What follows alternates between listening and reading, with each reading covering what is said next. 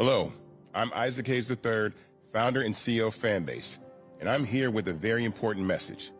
We are at a turning point in the Black community where we must have equity in the apps we use that scale to billions of dollars.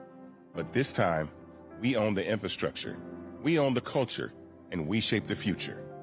And Fanbase is the future. Fanbase combines the free functionality of Instagram, TikTok, and YouTube into an all-in-one platform built for the evolution of social media and monetization.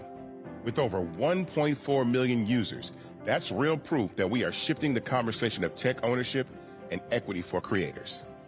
So right now, I want you to go to startengine.com/fanbase and invest today. The minimum to invest is $399. That gets you 60 shares of stock in Fanbase at $665 a share. This marks a turning point in Black ownership of social media. If we don't take this opportunity to own social media right now, we will always be customers to our own creations. And that can't go on. So once again, go to startengine.com/fanbase and invest today. We must own the platforms where our voices live, our stories matter, and where our culture drives the world. Thank you. Folks, Black Star Network is here. I'm real revolutionary right now. Support this man, Black Media. He makes sure that our stories are told. Thank you for being the voice of Black America, Roland. I love y'all. All momentum we have now, we have to keep this going. The video looks phenomenal. See, this difference between Black Star Network and Black-owned media and something like CNN. You can't be Black-owned media and be scared. It's time to be smart. Bring your eyeballs home. You dig?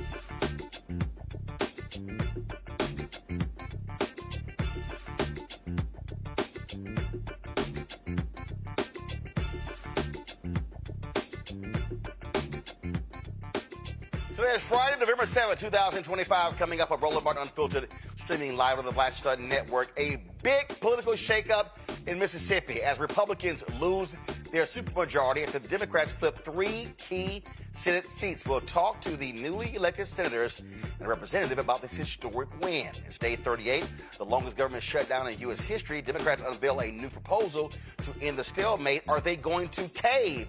Will they give in? Also, we joined by Congresswoman Jasmine Crockett to talk about all of these issues. In our Black Star Network Marketplace segment, we'll showcase a jewelry collection that celebrates Black excellence and craftsmanship. Also, on today's show, a media writer criticizes CNN for their streaming service election night broadcast that had Ben Shapiro, Charlamagne Tha God, and some others. It looked mighty similar to what we did. But trust me, it ain't what we did. I've got some thoughts. It's time to bring the funk on Roland Martin Unfiltered on the Black Star Network. Of course, which is led by a Texas A&M graduate whose team is 8-0 and number 3 in the country, Matt Manning. It's time to bring the funk. Let's go. He's got it. Whatever the miss, he's on it. Whatever it is, he's got the scoop, the fact, the find. And when it breaks, he's right on time and it's rolling. Best believe he's knowing. Putting it down from sports to news to politics. With entertainment just for kicks, he's rolling. It's on go, y'all. It's Roland Martin, rolling with Roland now. He's funky, he's fresh, he's real, the best, you know he's Roland Martin now.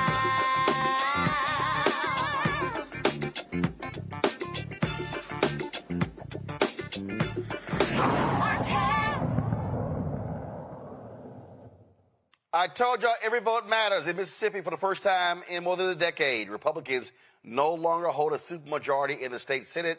This shift follows a federal judge's ruling that Mississippi's old Supreme Court election map violated the Voting Rights Act by diluting the voting power of black voters, prompting the state of forcing them to redraw the map to reflect the population better.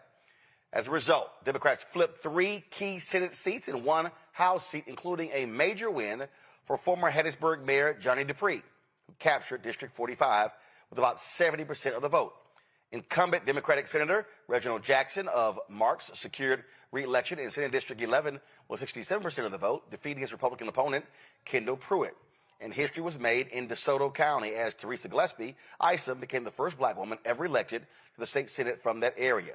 While Republicans still hold the majority, the supermajority has dropped from 36 to 34 seats, meaning they'll need at least 1 Democrat to cross the aisle to pass major legislation or override a governor's veto. Joining us now is Mississippi State Senator Reginald Jackson, join us in a moment, who had to run again after 2 years because of the map. We also have State Senator-elect Teresa Gillespie Isom and State Representative-elect Justin Crosby. So, how y'all doing? Doing well. Glad to, let's see, can you hear us? Teresa, can you hear us? I don't think Teresa can hear us, folks. All right, Teresa, can you hear me? All right, so let's see here. Let me do a roll call here. Justin, can you hear me? Yes, sir. Loud and clear. All right, Reginald, can you hear me? Yes, sir. All right, so y'all, let me know. Let's figure out why Teresa cannot hear us. Teresa, we got you. We're trying to figure it out. So, control room, y'all let me know what's going on. So, but let me first start with you, Justin. Walk us through, again, for people who don't understand what was happening here.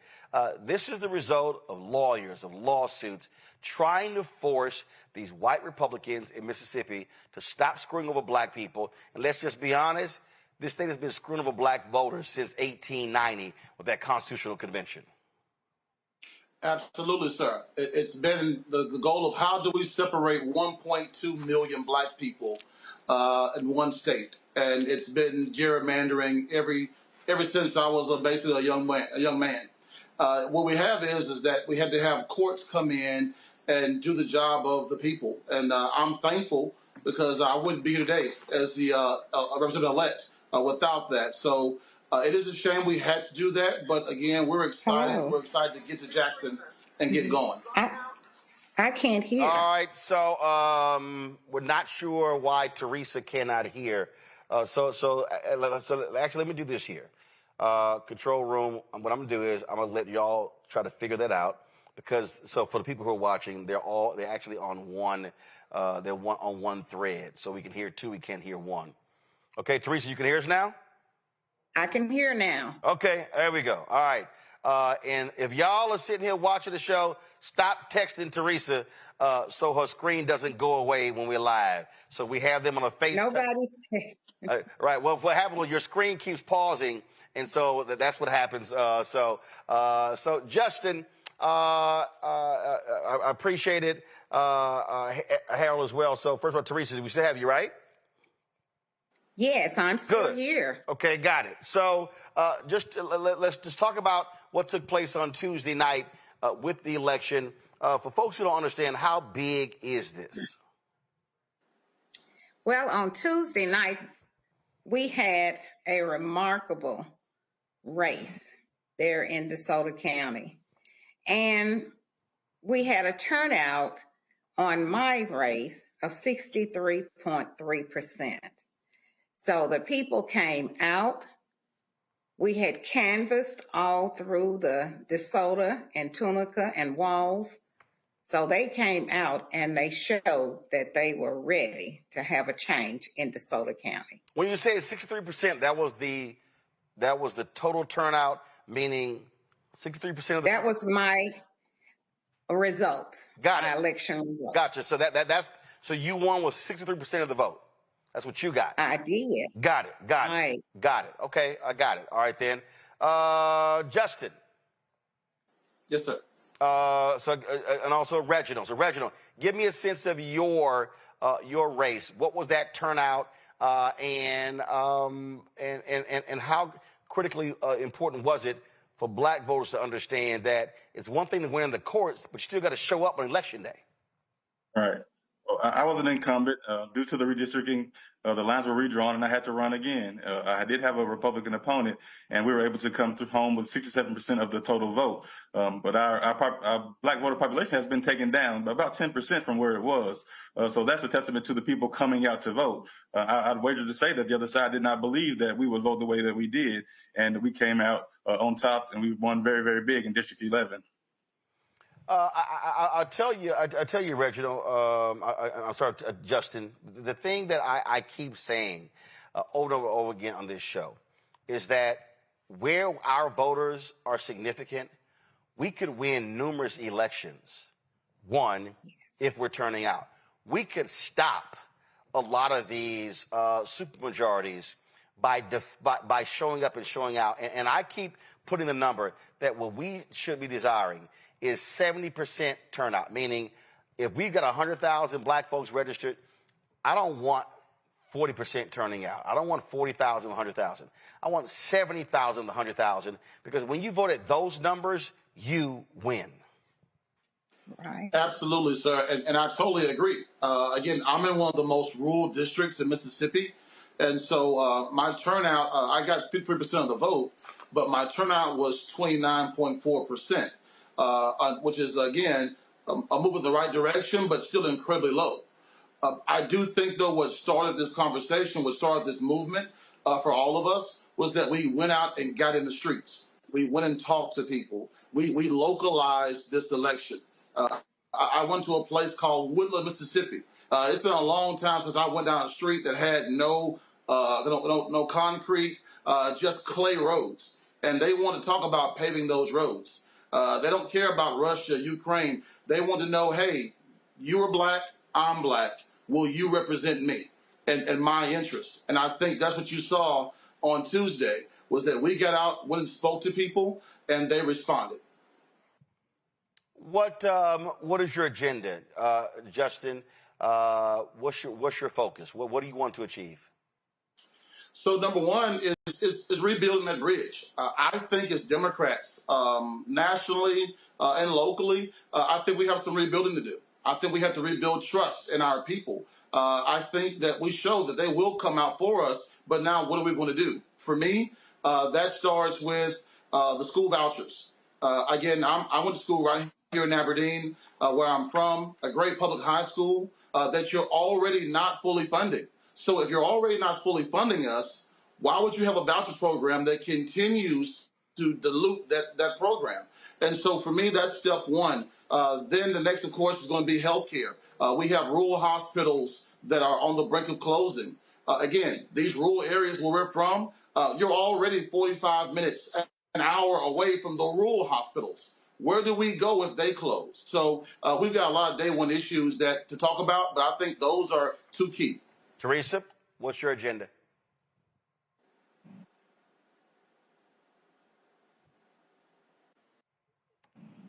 Teresa, can you hear me? I can hear now. All right, I couldn't hear anything when Justin was speaking. I got you. What's your focus? What is your agenda once you get sworn in? Well, my agenda is dealing with the full funding of our public schools and also with affordable health care. I have been a nurse and a nurse administrator of a nursing school. So being that the school system is being affected and also with the health care, those are my two major issues that I want to focus in on once I am sworn in. And Reginald. I echo the sentiments of my newly elected colleagues. We're focusing on public school systems and our healthcare systems here in Mississippi. We're the sickest state in this nation by far, and we're trying to get better. We have people in place now that could help us do that. So I'm looking forward to what's going on here in the state of Mississippi. I'm looking forward to getting the voters more engaged and keeping them engaged and increasing their turnout. Right now, we are seeing a change. We're seeing a change in attitude and perception of politics. The people of this state are waking up, and they know that it is time for a change. And I'm excited to be a part of that change. So my focus is to get those people more engaged and more likely to come out and vote and support the policies that will best support them in a healthy Mississippi. All right, folks. Well, look, I certainly appreciate it. Congratulations and good luck with your newfound power. Thanks a lot. Thank you. Thank you. All right, Thank you. and I'm going to bring in our panel. Joining us right now, Michael Imhotep, host African History Network show out of Detroit. Candace Kelly, legal analyst and host Not All Hood, South Orange, New Jersey. Matt Manning, Howard University graduate, civil rights attorney out of Corpus Christi. Never even went to the University of Texas, but he's wearing their stuff. And he's not doing like I am, because I'm repping Dillard today. But glad to have that. Matt, what are y'all like, 20th or something like that? I can't even remember. It's way lower than where we are. Let me start with you, Candy. Yeah, you have nothing to say. Nothing. Not a word. Not a word. Yes. I got something for you. Don't worry about it. I got you. Yes. No, you don't. No, you don't, because you won't be in the playoffs. All right, Candace, I'll start with you. We keep talking about power. And again, we're going to keep emphasizing to black folks, we got to maximize our power. I keep saying, if you in a room and it's dark and there's a lamp, you got to plug it in if you want to get some light. And I just think too many of our folks we're not maximizing our power. And we see what happens there. Districts were created. We turned out. Boom. They win. Yeah, and a lot of the power has to do with actually knowing the system, because you have to get into the system, and ultimately the courts do decide a lot of the changes that actually go on. Now, do you want the Supreme Court today actually deciding something on that level? You do not the way that they're bent. But this is a time where the courts did step in, and it was advantageous. But people have to understand that every time we see something like this happens, you have to take the civic lesson in it. You have to know the local politics. You have to know who's on the school board. You have to know, what it means to be a governor, what it means to kind of go up that way and actually be a representative, be a congressperson, be someone who represents your state. You have to take notice of what's going on so that you can actually get in the game. I look at all of this and tell people, look at this as a civic lesson that you never, ever got in school, that you may not have even gotten in college, no matter where you got, not today's politics. So to see this actually happen and unfold the way that it has is really quite a remarkable event. I mean, I'm wondering how they are making people feel in light of the, 38th day of the government shutdown. But it's a feel-good energy that's out there to know that those three have made it this far, very interested in seeing their agendas and how it will carry out. Michael? Michael, we can barely hear you. Mike, your mic's not on. All right, y'all need to figure out. There we go. Testing, can you hear me? Now we got you. Go. Okay. So this is a fantastic victory, and it shows what happens when lawsuits are filed to create the extra districts for African Americans. But also, when the representatives were speaking, they talked about being on the ground, communicating with constituents, communicating with voters about issues, whether it was rural hospitals, whether it was new roads, because they're dealing with clay roads. They were talking about issues that impacted them on the ground. And that's a lot different than what you'll see on MSNBC or CNN. Okay, so this is why this is important, and this shows what happens when African Americans mobilize. And my question would be, how do they keep these voters engaged? How do they keep them engaged through 2025 into 2026 for the midterm elections? I think that's extremely important. Matt, lawyers matter. Yeah, I echo. Lawyers matter. Lawsuits matter, because that's what forced this change. The federal judge ruled. Yeah, that's exactly right.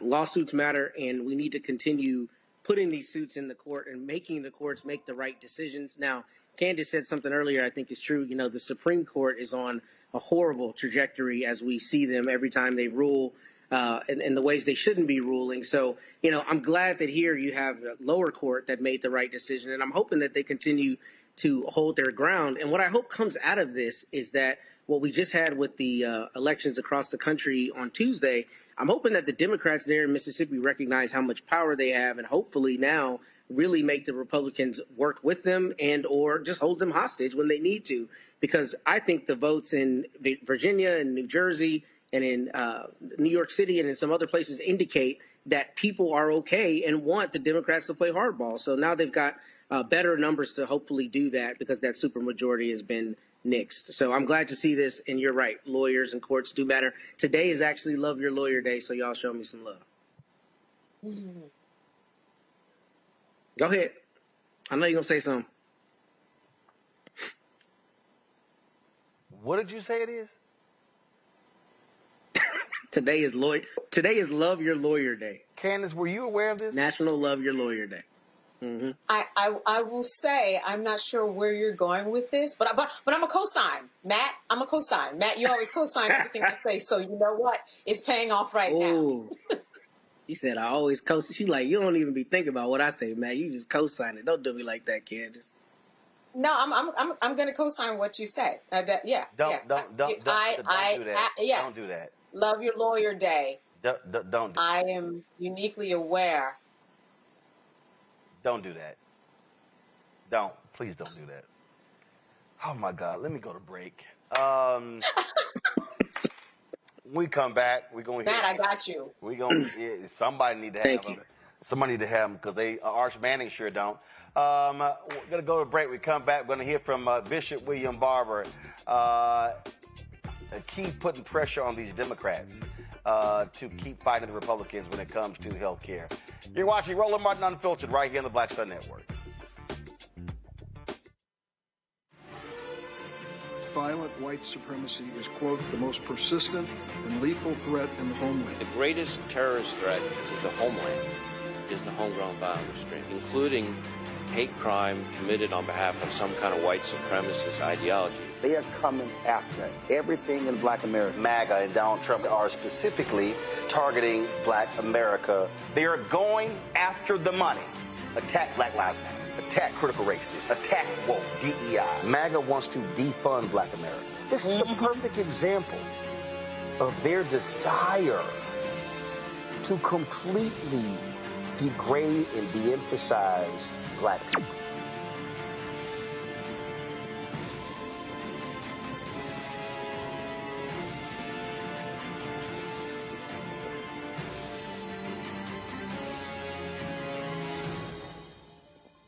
If in this country right now, you have people get up in the morning and the only thing they can think about is how many people they can hurt, and they got the power, that's a time for mourning.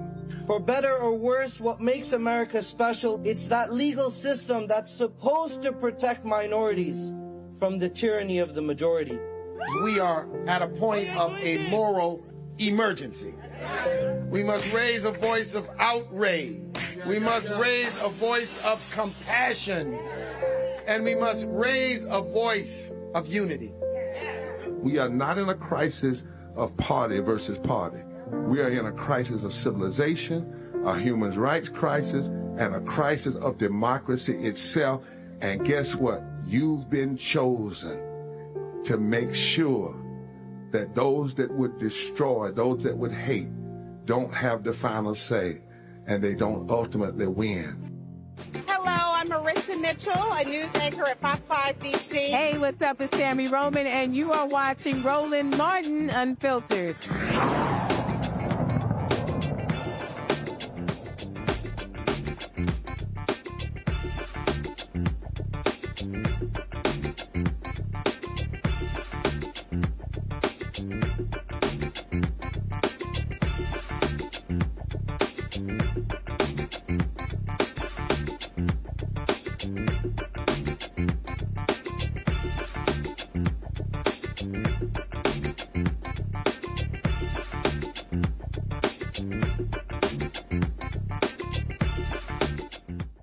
It is day 38, the longest government shutdown in American history. On the Senate floor, Minority Leader Chuck Schumer laid out a new Democratic counterproposal for ending the government shutdown. Check this out. We'd like to offer a simple proposal that would reopen the government and extend the ACA premium tax credits simultaneously, and then have the opportunity to start negotiating longer-term solutions to health care costs. Let's do all three. I've spoken with my caucus, and Democrats are offering a very simple compromise.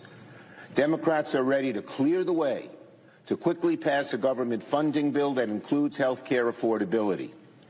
Leader Thune just needs to add a clean one-year extension of the ACA tax credits to the CR so that we can immediately address rising health care costs. That's not a negotiation. It's an extension of current law, something we do all the time around here, as we all know. But we also offer this. Let's create a bipartisan committee that will continue negotiations after the government reopens on reforms, ahead of next year's enrollment period, to provide long-term certainty that health care costs will be more affordable. This proposal reopens the government and ensures working families who are shopping right now for their health care get certainty and financial relief. While open enrollment has begun, insurers can update their rates after we pass a simple extension of the tax credits. With this approach, we do not negotiate health care in the shutdown, as Leader Thune has maintained he wishes, and the American people get the tax credit extension they want. That is what many of our Republican colleagues have floated over the last 6 weeks as a compromise, a one-year tax credit extension and reforms to the credit beyond that. We will agree with the Republican request not to start negotiations until after the government reopens. All Republicans have to do is say yes to extend current law for 1 year. It makes sense. And since what we're proposing is only a simple extension of current law, the Senate could do this within a few hours. This is a reasonable offer that reopens the government, deals with health care affordability, and begins a process of negotiating reforms to the ACA tax credits for the future. Now, the ball is in the Republicans' court. We need Republicans to just say yes. Now, the proposal comes amid mounting pressure from unions and fellow Democrats who emphasize the urgency of resolving the shutdown. However, Republican House Speaker Mike Johnson remains non-committal about voting to extend the subsidies, leaving uncertainty around any deal. Now, y'all want to hear some stupidity? So, Republican leader John Thune, this is what he said. He said something that was just so profoundly dumb to me that it's unbelievable. I can't believe he actually invoked Capitol Police. Listen to this. Junior senator from Connecticut certainly believes in saying the quiet part out loud. This is what he said, and I quote, "I think there will be some pretty substantial damage done to a Democrat brand that has been rehabilitated if on the heels of an election in which the people told us to keep fighting, we immediately stop fighting." He said that on a podcast yesterday. He went on to say that the 2026 election is just 12 months away. And if we surrender without having gotten anything, and we cause a lot of folks in this country who had started to believe in the Democrat Party to retreat again, I worry that it will be hard to sort of get them back up off the mat in time for next fall's election cycle, end quote. Let me repeat that, Mr. President. This is what he said. I worry that it will be hard to sort of get them back up off the mat in time for next fall's election cycle, end quote. I'll let that sink in for a minute, Mr. President.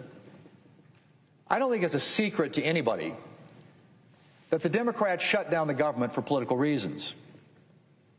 There's been plenty of news coverage of the incredible pressure that their far-left base has been exerting. But in case anyone was still under the impression that Democrats were driving this shutdown toward its 40th day out of concern for the American people, well, the junior Democrat from Connecticut pretty handily dispelled that notion. Again, that's what he said.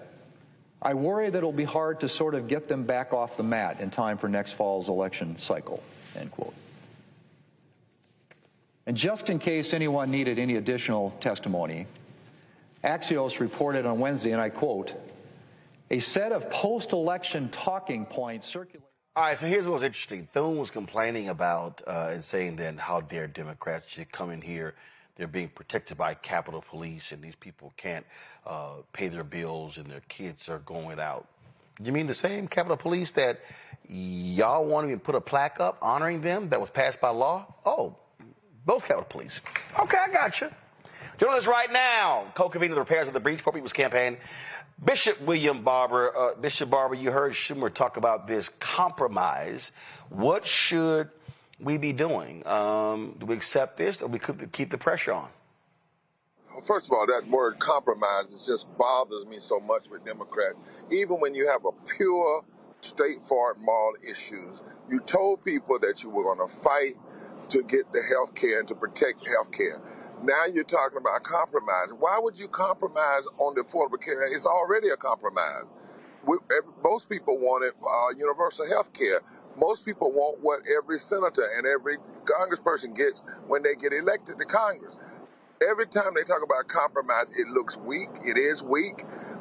People are fired up. People are standing. Why would you? Even Murphy, who's a senator out of Connecticut, was saying, why would you stop fighting now? And then, Roland, why would you trust them with an open government? Because you know, like I know, as soon as they get back, they're going to lie and change and not do what they promised, find ways to get around it. I mean, this is who you're dealing with. You can't suddenly change them. They have to be beaten by people standing on their moral high ground. People are already hurting. In the South, for instance, there are only 2 or 3 states in the South that have even expanded healthcare, that even bought into the Affordable Care Act and Medicaid expansion. And so why stop now? At the very moment that people are standing up, why did the Democrats always have to come to the table with the compromise instead of letting the Republicans come and just stand on your point? Our point is leave the Affordable Care Act alone. Don't try to desubsidize it, and we can open the government back up. Vote to do that. Vote to extend. It's clear. It's so clear that why would you mess it up by adding something else into the mix and talking about another compromise? And these so-called moderates, Dr. King said the greatest problem to the civil rights community were moderates who were more interested in order and looking good than dealing with problems. And they're going to, every time, get us in more and more trouble. And the people are really sick of this. Stand on your principles, man. That's what we need. And we need to be calling them. Roland, everybody ought to be calling them. And don't let them say, well, people are hurting. People have been hurting. Even before all of this, 140 million people in poverty, 87 million people uninsured or underinsured, some million people without a living wage. Don't talk about people are hurting now. They've been hurting. And if that's the issue, then you should have been fighting a long time ago, for living wage. This is the same group, Roland, that when we could have had passed living wages, almost $16 an hour in 2021, Democrats, these moderates, joined the Republicans in the Senate and blocked living wages. It's the same group. They always end up leaning into their corporate sponsors or whoever they are and walking away from the people. And it's wrong, and we need to cry it out and say it and call in and push and push and push. Don't you give up now. Don't you turn back now. Don't do that, because that is actually the wrong place to be in this moment. So on that particular point, again, so for the folks who are watching, the folks who are listening, the action that you want them to take, you want them to call Chuck Schumer's office and say, take the compromise off the table, and specifically say what? Specifically say, stay where you started. You said that your goal was to protect the Affordable Care Act. You said that you were against the big, ugly, deadly, destructive bill that would take 20-some million people's health care. You said that you were going to protect the extended, not for but you protect them, period. You were going to make it so that never would they touch that. And that needs to be your position. What's going to happen magically in a year? What is this group that's so-called going to get in compromise? Again, Roland, it's already a compromise. I want folks to hear that. The Affordable Care Act in itself is a compromise because it's not universal health care. So, one, stay where you started. Stay on the wall. Stay on there. Don't let them push you off. Stay at that point. Take your hands off health care. Don't touch the subsidies. Don't try to change it. None of that. And if they can agree, the Republicans, you want them to say yes to that rather than you saying, oh, here we are. We just want to fix it for a year. Just don't touch it for a year. And listen to this, Roland. If they do it a year, then this is what people need to hear. Let's just say they will agree to this. A year would put you 2 weeks after the elections in 2026. So now you've taken a political issue off the table. In other words, there are times that politicians need to pay for the consequences of their action. Don't take this issue off the table at the very moment that people are coming alive and standing strong and refusing to go along with their lives anymore. This is the wrong time to be talking about compromise. They should be talking about commitment. So many different folk, to your point. We saw what happened election night. We saw folk coming out. We saw folk who were saying, hey, we want to see change. We saw red seats that were flipped as well. And this is not a moment to actually slow your momentum down. You got Donald Trump over there. He's freaking out so much, he's demanding Republicans get rid of the filibuster. Yeah. Let me tell you something, Roland. We had mayor seats in North Carolina. And, I'm repairs non-politics. But we had mayor seats where we thought would go a certain direction, and the turnout changed them in North Carolina. All over the country, not just in New York. Mississippi broke the Republicans' veto-proof majority in Mississippi, of all places. And so again, 7 million people in the streets just a few weeks ago, no King's Day. Tomorrow Monday's picking up, clergy and impacted people. We were just in the Capitol last week meeting with Hakeem Jeffries, where impacted people, black and white and others, made just saying, hold on. Don't change. These are people who really are hurting, but they recognize they will hurt worse if we allow these extremist MAGA folk any room to further destroy health care. And if they get the government back open, that's what they're going to do. They're lying. You cannot trust them in a negotiation. When have they ever kept their word in a negotiation? The problem is they continue to deal, and the Senate always ends up doing it. They call themselves compromise. So they compromise on the Voting Rights Act. Guess what, Roland? We don't have a Voting Rights Act. They compromise in some ways on this big, ugly, deadly bill. What do we end up? We end up with a bill, 22 million people losing health care, 16 million people losing health care, 22 million people using SNAP. Compromise in a time that calls for courage is actually insane. I saw this clip. I was coming in, and Mehdi Hasan was on the Breakfast Club, and Charlemagne the God said that that the Democrats, should vote to end the shutdown. And Mehdi said, why? He said Republicans are in control. They got the House, they got the Senate, they got the White House. He said, and Mehdi said the Republicans are acting like petulant children.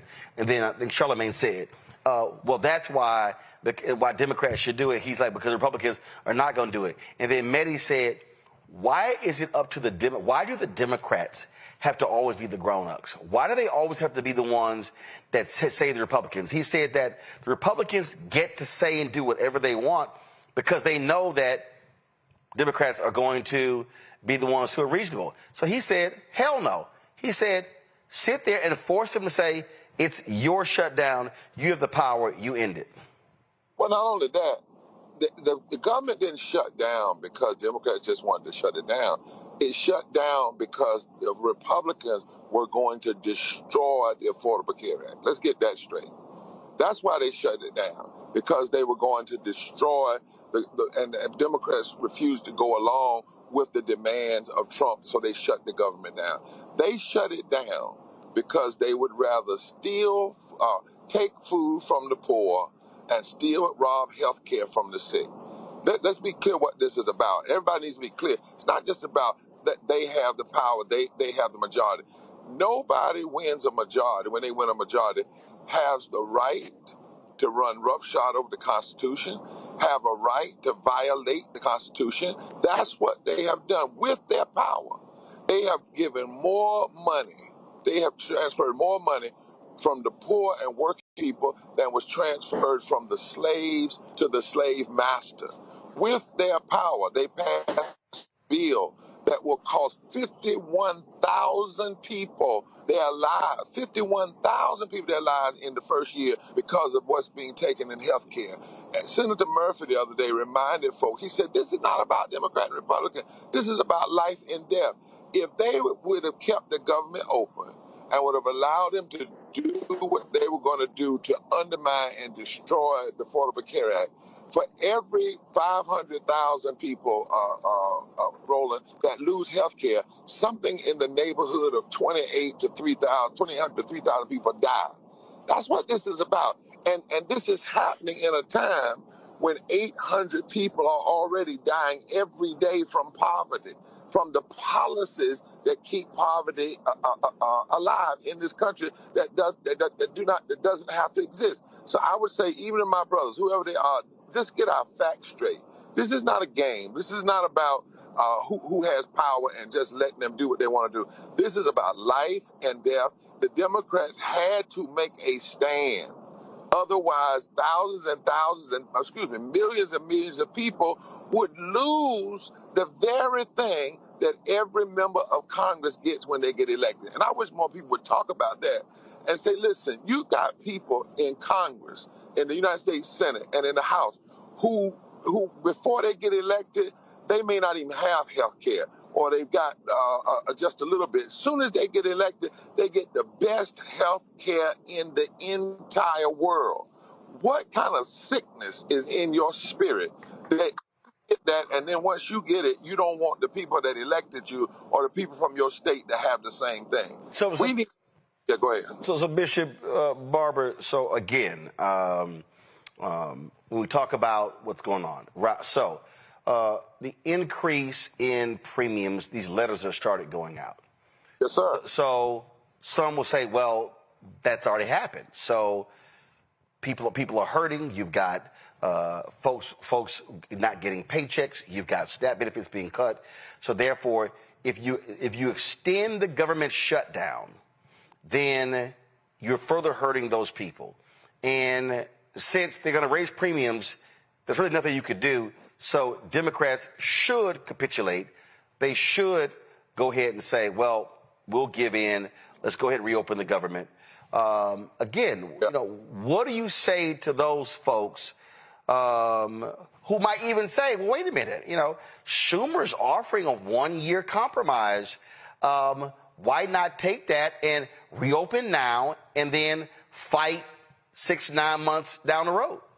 Well, first of all, let me just take the end. We ought to fight. Number two, you got to look at the history of who you're dealing with. Every time they get 1-year extensions, they come right back to the same thing. And I think we're arguing it from the wrong perspective. See, this is what I think Democrats should do first. before they put anything on the table or compromise and whatnot. Bring everybody you can to the Capitol that's going to be hurt by what they're doing, who are currently losing. They could do that. They could summon everybody from their district that are getting letter and let those folks speak. Let those people tell you what to do. I can tell you that the people we took last week, we didn't talk, Roland, for them. They talked for themselves. They said it's some pain now, but don't give these people the power to hurt us anymore. Yes, we're hurting, but hold the line. Put us on TV. Put us in front of the American people. That's part of the reason that sometimes you end up having to offer compromise, because you continue to argue without the people. You know, like I know, when Republicans want to get something, the first thing they do is put a face on it. They put a face on it. And so rather than they had an insurrection, why not in this moment right now, headed toward Thanksgiving, why not Democrats take the time to mobilize thousands of people to come in the halls on Capitol, have a public hearing outside on the steps of the Capitol, and let people come up, the people that are like the young boy that got his letter the other day, he has cerebral palsy. You know, bring them up and let them talk. Let them say, not only do we not want you to compromise, we don't want a compromise coming out of this. We want you to take your damn hands off our health care. And if you're going to compromise from a position of strength, not from a position of, well, we're going to offer you a year and then we're going to bring a bipartisan group together. There's no bipartisanism in the Congress anymore. You got MAGA. You don't even have Republicans. You got MAGA and Democrats and shades of Democrats. They are following the lead of Donald Trump. He's already said what he wants. And I tell you, if they get back in, there is no reason, and there is no law that says, Roland, they have to keep that compromise once they open. So let me just say that to folks. Understand where we are. They could say, yes, we will compromise, so forth, and then turn right around once the government opens and renege on it. They've done it before, and they could very well do it again. Questions from the panel. Candace, you first. Well, you know, I firmly agree. I mean, what are you going to do with 1 year? Because in 1 year, you'll be back at the same position that you will again. You talk about gathering people together and bringing them down and making sure their voices are heard.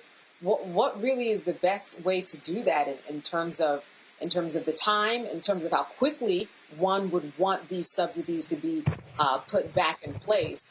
When we're talking about bringing people together, it takes a lot of organization. And I'm wondering what you would believe would be the first step in making sure that people's voices are heard in some way, on some level. Well, first of all, they need to turn it into a campaign, and not a moral campaign, and not just merely a political campaign. And what do we do in campaigns? You can say, if Roland Martin was running for president and he got a campaign, he could say, I'm going to Houston by Monday, and Monday they would have a stadium packed. Go find those folks. Go find those folks there and turn them loose on this. See, run it like a campaign. You know, they are running a campaign of meanness. We need to run a crusade of love and a crusade of justice, right? So there are people out here that know how to do this. You know, they know how to do it. They could mass mobilize in a moment and turn some of this money. You know, what do we spend $10 billion on the last election? Well, take the $500 million and get buses and everything and get people up here. This could be done, but you have to decide. And this is what I'm concerned about. I wonder sometimes, particularly after the election in New York and some other things we see, if there are Dems who don't really want to see a massive movement of the people. Because a massive movement of the people is not just going to change MAGA, it's going to change Dems. Before I go to Matt, Bishop Barber, a federal appeals court is leaving in place a lower court decision that requires Donald Trump and his administration to swiftly provide full benefits to the 42 million people who are on SNAP. It was from the U.S. Court of Appeals for the First Circuit. They made it clear because Trump appealed that lower court decision. They said, the appeals court said, no, you got to send them the money. That's right. Got to send him the money. And if he doesn't, we're in constitutional crisis. And that's where we're really headed with this, because this business of him saying, well, I'm going to do partial, I'm going to do a little bit. And by the way, the people are hungry now. You know, my wife pastors, and she's getting call after call after call from all these agencies now trying to find out where there's food, where there's what's going on. You know, again, you got these people, Roland, that know how to do mass organization. They've got mass money. Set up, if you really want to be radical Democrat, set up a massive food bank right on the steps of the Capitol and have people come there and get their food and testify. I mean, this is the moment we got to do things that are different, that are radical, that put a face on this so that it's not just a left versus right argument, a Dem versus Republican, that we really, really expose that this is about life and death. And I want to keep emphasizing that. To your panel, we passed a bill, the Congress passed a bill, even with that, the one that took food stamps and SNAP, and now the additional things that's happening with SNAP, that when that bill was signed, we signed the death certificates of 51,000 people. Just that has not been talked about enough. That has not been put out there enough. We keep running from that issue, and this is fundamentally a moral issue about life and death. And Dems should be figuring out, how do we take the same campaign energy when we're running for office and apply it to this moment. And you remember, Roland, back in the day when a president had a budget or something, they would get on the road. Yep. And they would start promoting it everywhere.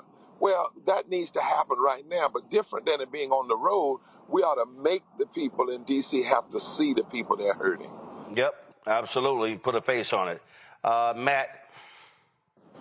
So my question, Reverend Dr. Barber, is I agree with you completely. I'm just interested in your thought about how the Dems shape that messaging. I know you're talking about them doing it as a campaign and framing it morally, which makes perfect sense. But I think their fear is that if they let it languish too long, they're going to look like they played into the suffering of the people. I mean, I think you spoke to that. So how do they need to shape that messaging now so on the back end of this shutdown, it doesn't look like they played into that, callously?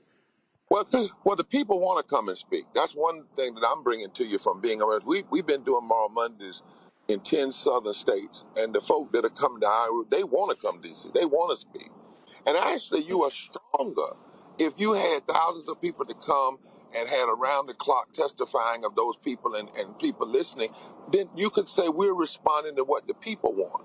But, let the people say, because there are moments that people will say, I'm going to suffer anyway. Let me choose the suffering. Let me choose it. And the suffering I choose, is the one that's going to ensure that they don't do the ultimate damage. So I think there's a way of letting the people speak, but the problem is we haven't done that. Even when they were working on that the big bad ugly deadly bill, for too long Dems allowed it to be just a political bill rather than a moral issue and bringing people in. I don't know, and I'll be first to say everything that will happen if we do this, but I know what's going to happen if we don't. What's going to happen if we don't is a few folk going to get in a room, do a compromise, and we're going to be right back in the same place. And we may be in a worse place because we're dealing with people who have no credibility, no conviction, and no commitment to the truth. They will lie to you to get what they want and then turn right around and do what they want. We've seen that. Michael. Reverend William Barber, we've seen Trump delay SNAP payments to put pressure on Democrats and their constituents. We've seen him rescind construction projects like for New York, New Jersey, the $18 billion tunnel to put economic pressure on Hakeem Jeffries and Senator Schumer. Do you think Democrats need to organize and their constituents to organize to put economic pressure on Republicans? And as Dr. King taught us, to redistribute the pain through targeted, sustained economic withdrawal strategies.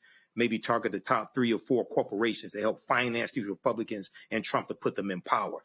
This is a perfect time of the year because we're going into the Christmas season. What are your thoughts on that? Has there been any talk of economic withdrawal strategies to put economic pressure on Republicans? There is some conversation about that, recognizing that there has to be multiple strategies. One of the things you learn, even if you go back to the Montgomery movement, I don't want to go too far, people think it was just one thing. It was multiple strategies. Yep. It was economic, it was legal, and that does not change. Litigation, agitation, mobilization, voter participation, economic power, economic protest as well. I think it needs to be, yes, it needs to be across the board.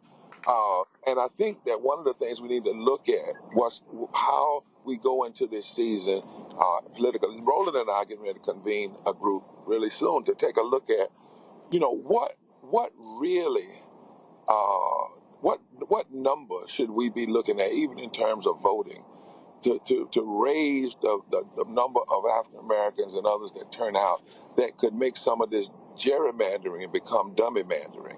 Because, for instance, in my state, what they're doing to the 1st Congressional District, and we're talking about both in that district, since they want to challenge it, we're talking about some economic boycott issues, but we're also talking about some massive voter mobilization because they have drawn these maps based on a 45% turnout, which means if we do a 55% turnout, the maps get turned over. So I think my answer to your simple question is yes. We should be, the Dems or whoever and Margaret should be looking at every area. Now, the one thing you have to do, and as you said, I love what you said about targeting. Let's go back to something Bayard Rustin said. He said, if you're going to start a targeted economic pressure, you don't go everywhere and try to do it all over at the same time. You have to target. Right. Whether in a state or whether it be you can't just announce it, and you don't want to do that unless you're serious about it. And that's why, again, one of the things I think that could make people more serious about what you're saying is to first see the faces of the people. This thing is still too technical. It's still too technical, right? And we're trying, moral groups are trying with the few dollars that we have and trying to mobilize and push out. But I contend that the powers that be that claim they care for these folk, that have all of this money, are to move from a inside the beltway political strategy to a campaign strategy. And that campaign strategy ought to include multiple layers of pushback, even the economic piece. All right. All right, thank you. Bishop William Barber, always a pleasure. We got to keep the pressure up. Thank you now. Take care, my friend. I appreciate it. Thanks a bunch. All right, we come back. Corrupt as Donald Trump. More pardons of corrupt people. We'll tell you all about it. You're watching Roland Martin Unfiltered on the Black Star Network. Don't forget, support the work that we do. Join our Bring the Funk fan club. Your dollars make it possible.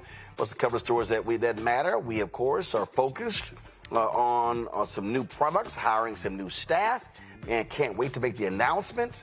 But if you want to support the work that we do, join our Bring the Funk fan club. Your dollars make it possible for our growth. If you want to give via Cash App, use a Stripe QR code. Just see it right here, bottom left-hand corner. PayPal's R Martin Unfiltered, Venmo's RM Unfiltered, Zelle, Roland at RolandSMartin.com, Roland at RolandMartinUnfiltered.com. Check some money order and make it payable to Roland Martin Unfiltered, P.O. Box 57196, Washington, D.C. 2003 7-0196. Back in a moment.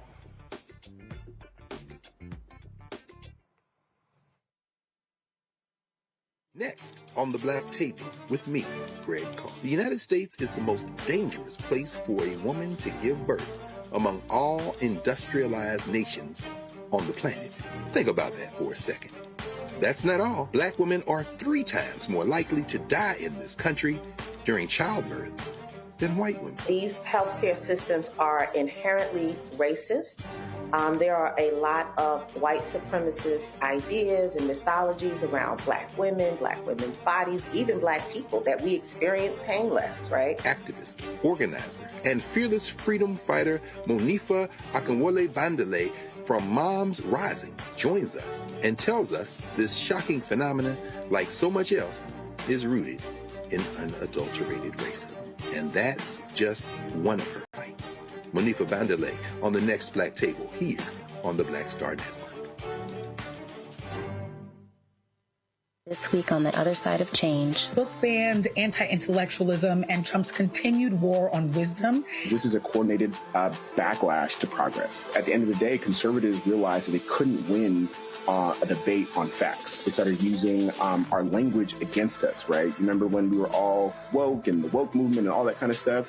Now everything is anti-woke, right? When we were talking about including diversity, equity, inclusion, higher education, now it's anti-DEI. All this are efforts to suppress the truth because truth empowers people. You're watching The Other Side of Change only on the Black Star Network. What's up? It's the MCEO Talib Kweli. You are checking out Roland Martin Unfiltered.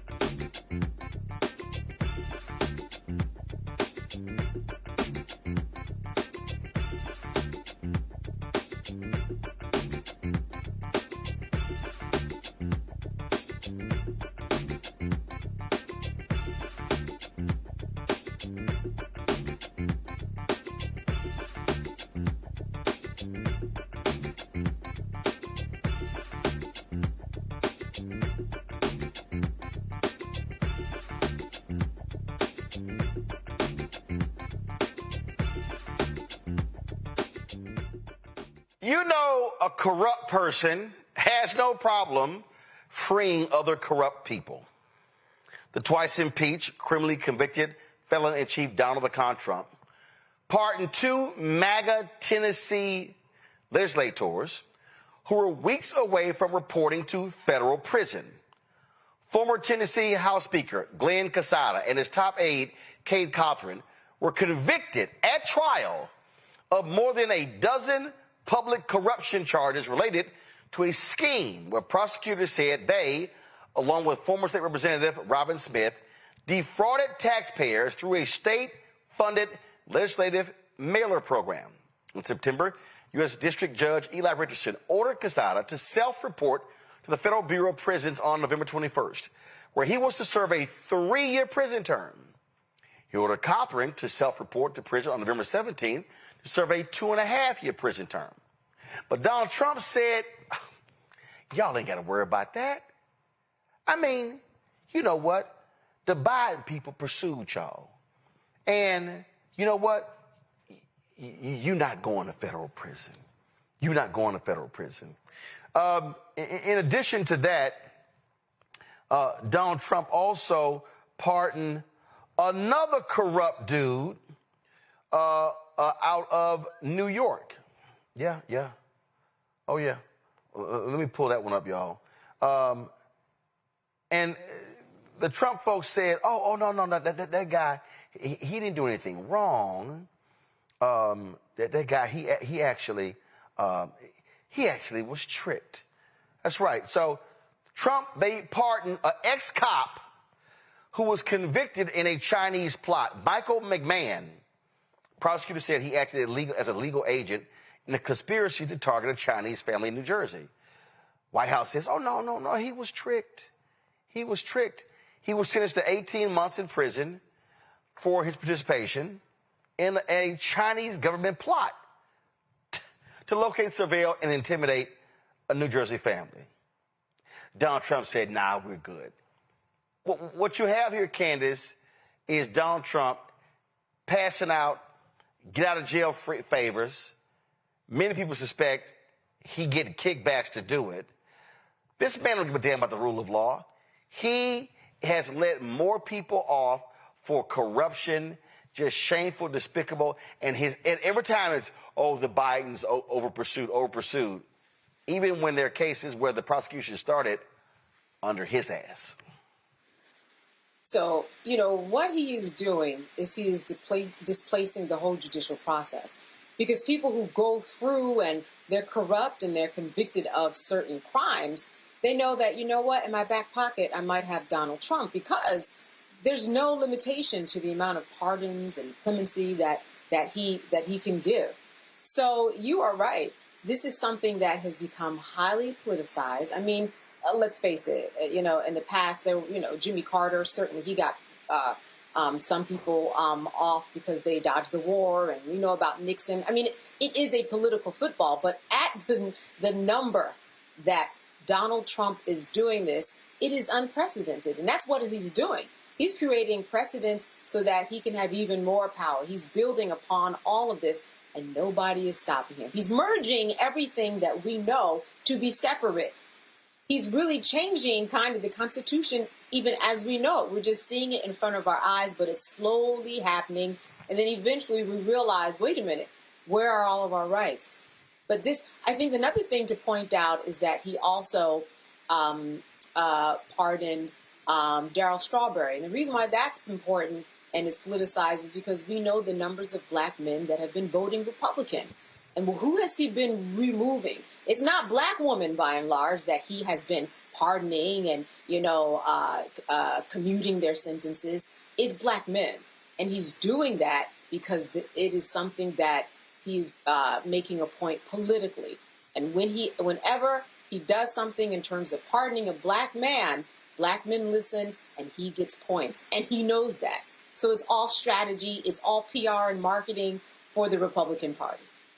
Yep, and because Strawberry got pardoned for a tax charge. And listen, Matt, what makes it even worse, the folks who Trump is letting out, he say, oh, don't worry about it. You don't even have to pay back any of your fines.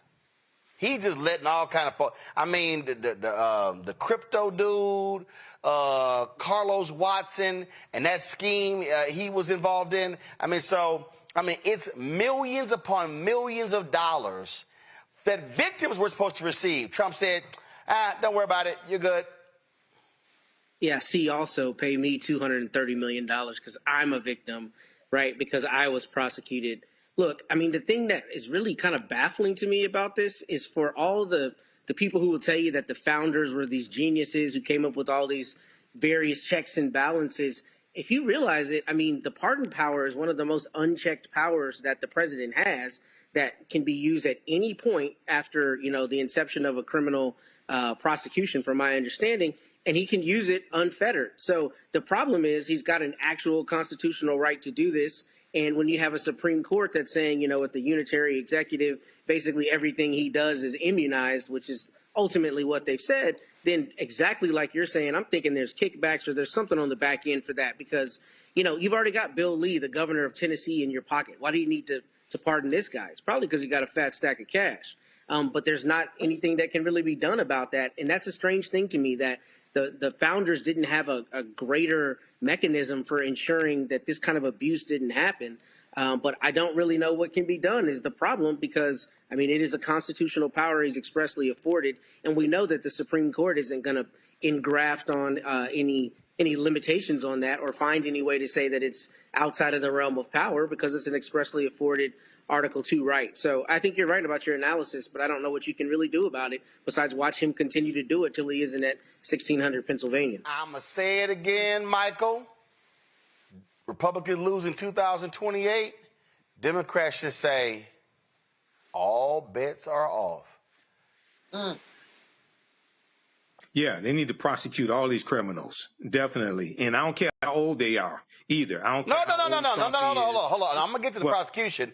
I'm talking about Democrats always are playing by a set of rules. No, if we do that, they're going to criticize us. No, I'm telling you, the energy that I need from the next Democratic president is like, sit your ass down. What I need from the next Democratic president is Pete Ducey, sit your ass down. We ain't calling on you. No, I'm telling you, next candidate, every Democrat that runs at 28, sir, are you releasing your taxes? Nope. Are you releasing your college transcripts? Nope. No. Are you going to put your money in the blind trust? Nope. Because clearly, all the stuff that the media and the public claimed was important, they let he do whatever he wants to do. So you like, All right, cool. So Obama, Biden, all of them, they will wait till around Christmas. He doing pardons whenever. I'm telling you right now, if I'm a Democratic president, shit, I'm cool. I'm saying, hey, I'm dropping pardons on the 1st and the 15th of the month.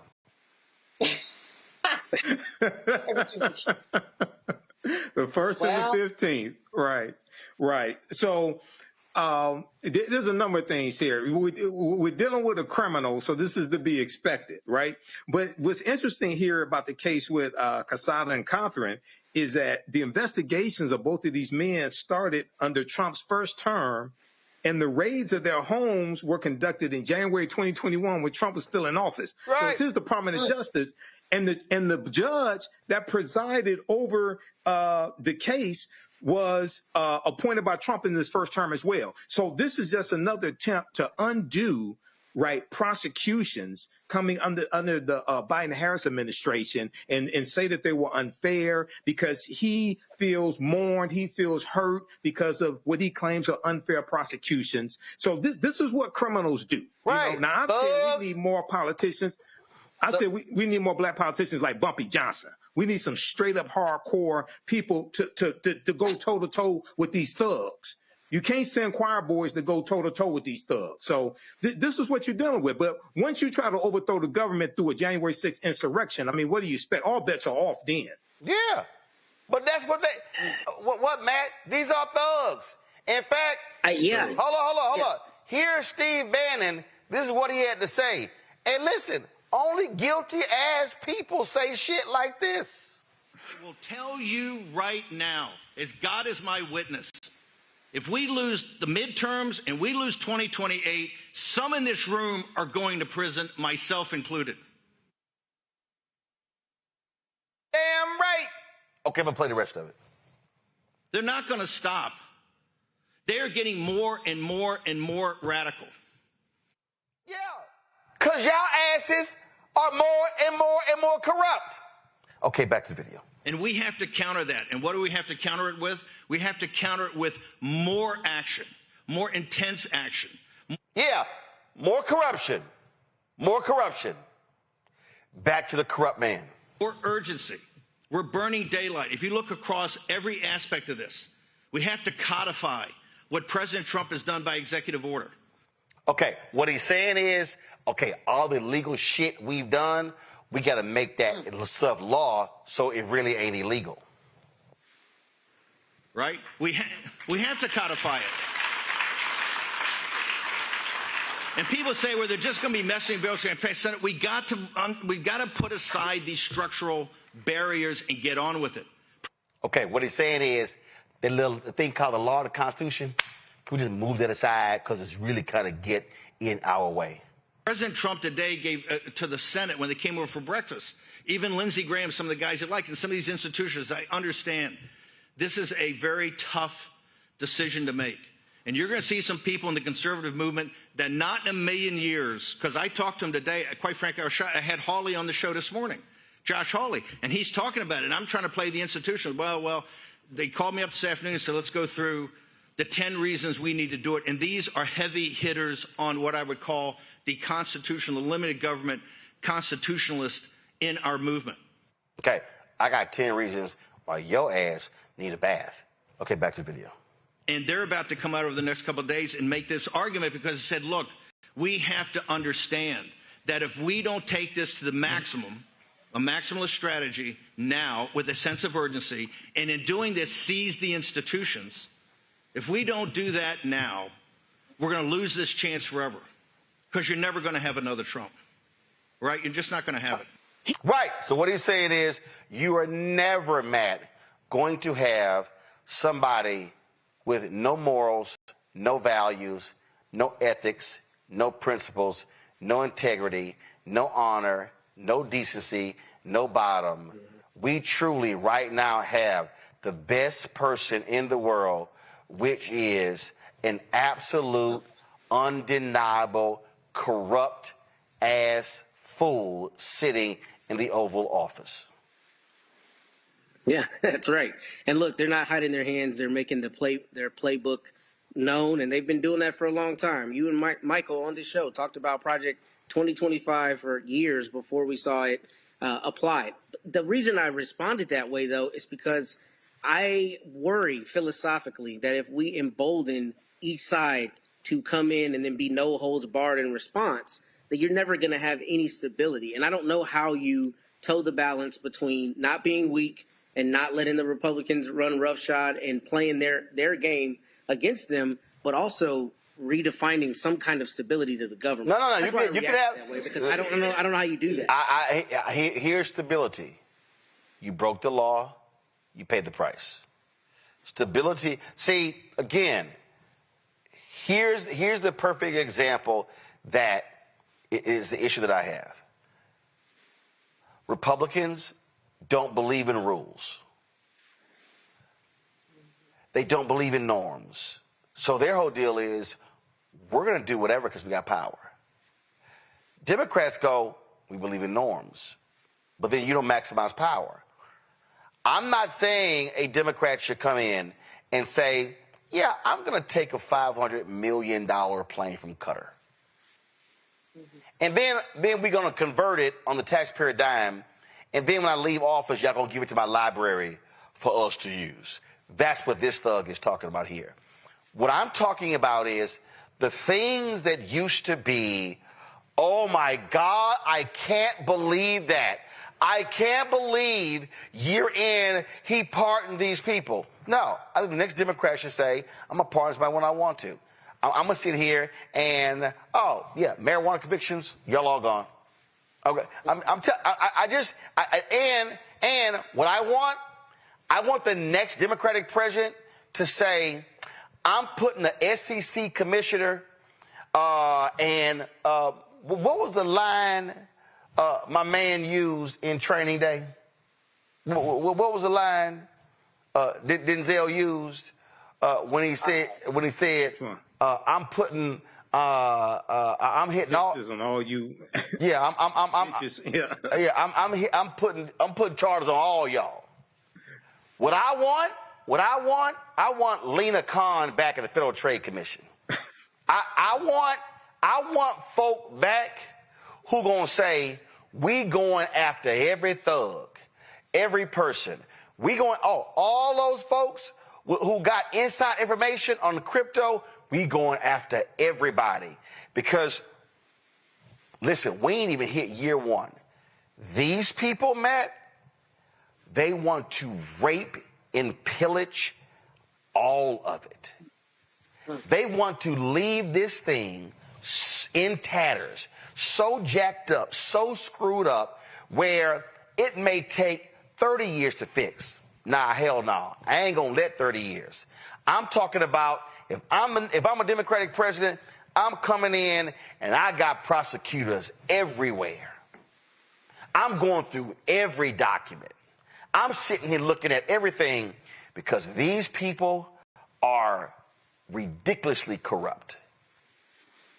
And I wouldn't be surprised if Donald Trump knows it, and when he leaves, forget the pardons that Biden, he probably going to say, I'm pardoning everybody who I've talked to in 4 years. This is how corrupt these people are. We have never, in the history of the United States, we have never, ever, Richard Nixon looks like a preschooler compared to this thug. Yeah. I agree with that completely. My concern is less about abject corruption and is more about the expansion of the executive power to the point that we have a king or a quasi-king. And what I'm saying is, I don't know how a Democratic president can come in and just eschew all norms and then we not create the same environment for corruption to run rampant. Now, maybe not to this extent, right? But the problem is, if all the guardrails are gone, all the norms are gone, and we're all promoting that the next person come in and just go to sixth gear and do whatever they want, I think we run the risk of creating the same issue to a lesser degree, because you're probably not going to ever have another Trump who's this brazenly corrupt. But I think you create the circumstances for corruption, and I don't know philosophically how you address that going forward, but also understanding that, you know, we're trying to operate in good faith and Republicans aren't. Like, to your point, they don't care about the rules. So that's why I reacted that way. I don't know. Right, but here's the thing for me, Candace. If the Supreme Court has said, oh, you could do all of that, I'm sorry. A Democrat should go, noted. Noted. See, again, this is what I've always said, Candace, is the problem. Democrats see the line 2,000 yards away, and they go, hey. Matter of fact, in football, there's a guy who's called the get-back coach.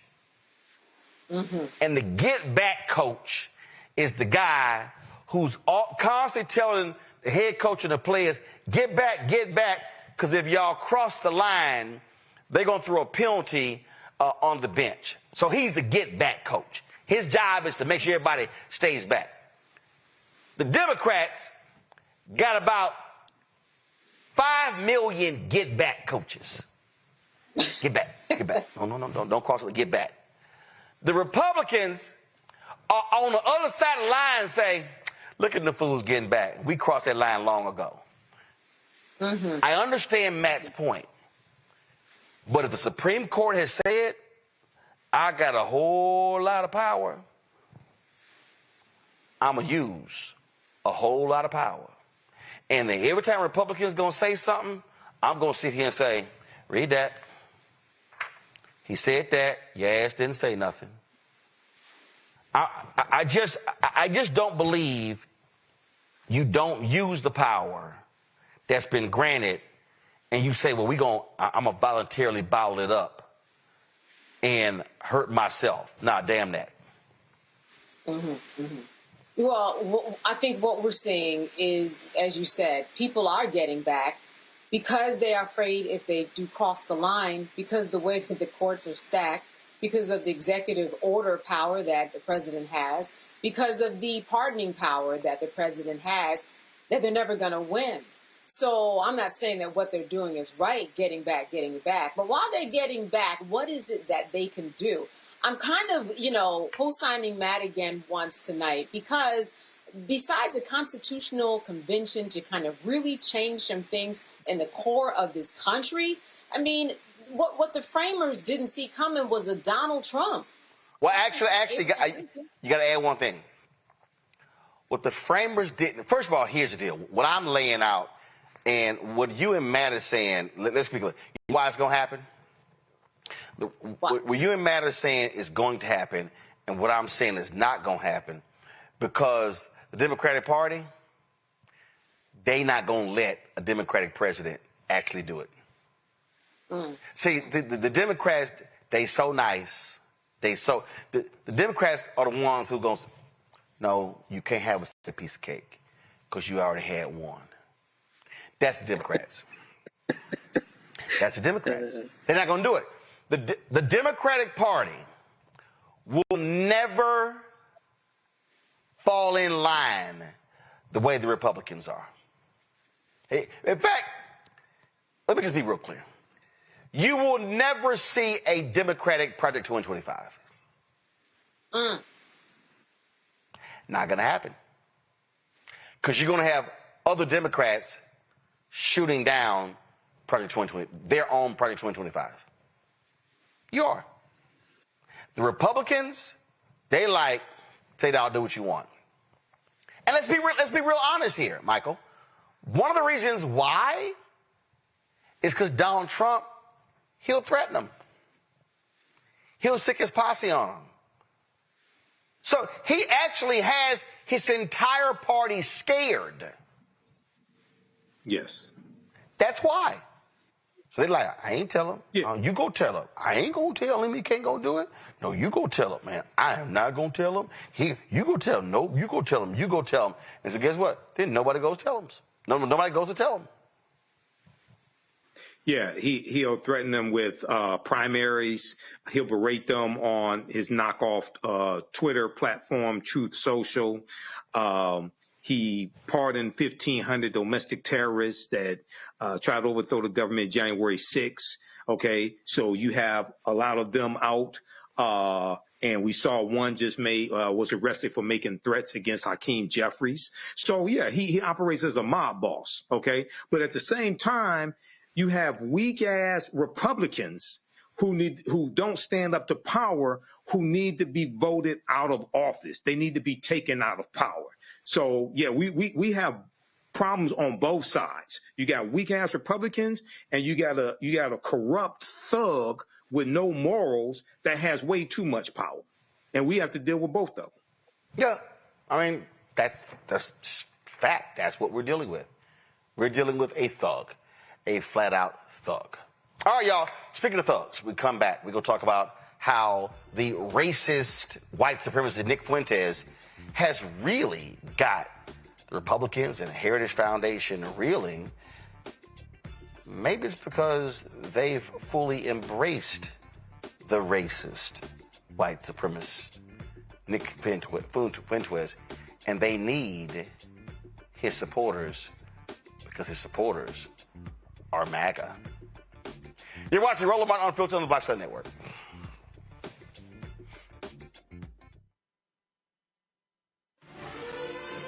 Violent white supremacy is, quote, the most persistent and lethal threat in the homeland. The greatest terrorist threat to the homeland is the homegrown violence stream, including hate crime committed on behalf of some kind of white supremacist ideology. They are coming after everything in Black America. MAGA and Donald Trump are specifically targeting Black America. They are going after the money. Attack Black Lives Matter. Attack critical race theory. Attack woke, DEI. MAGA wants to defund Black America. This is a perfect example of their desire to completely degrade and de-emphasize Black people.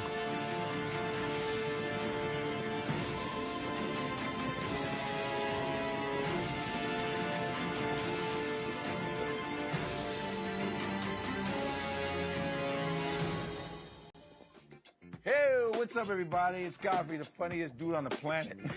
And you're watching Roland Martin Unfiltered. So, y'all, a whole lot is happening with the Republican Party as we speak.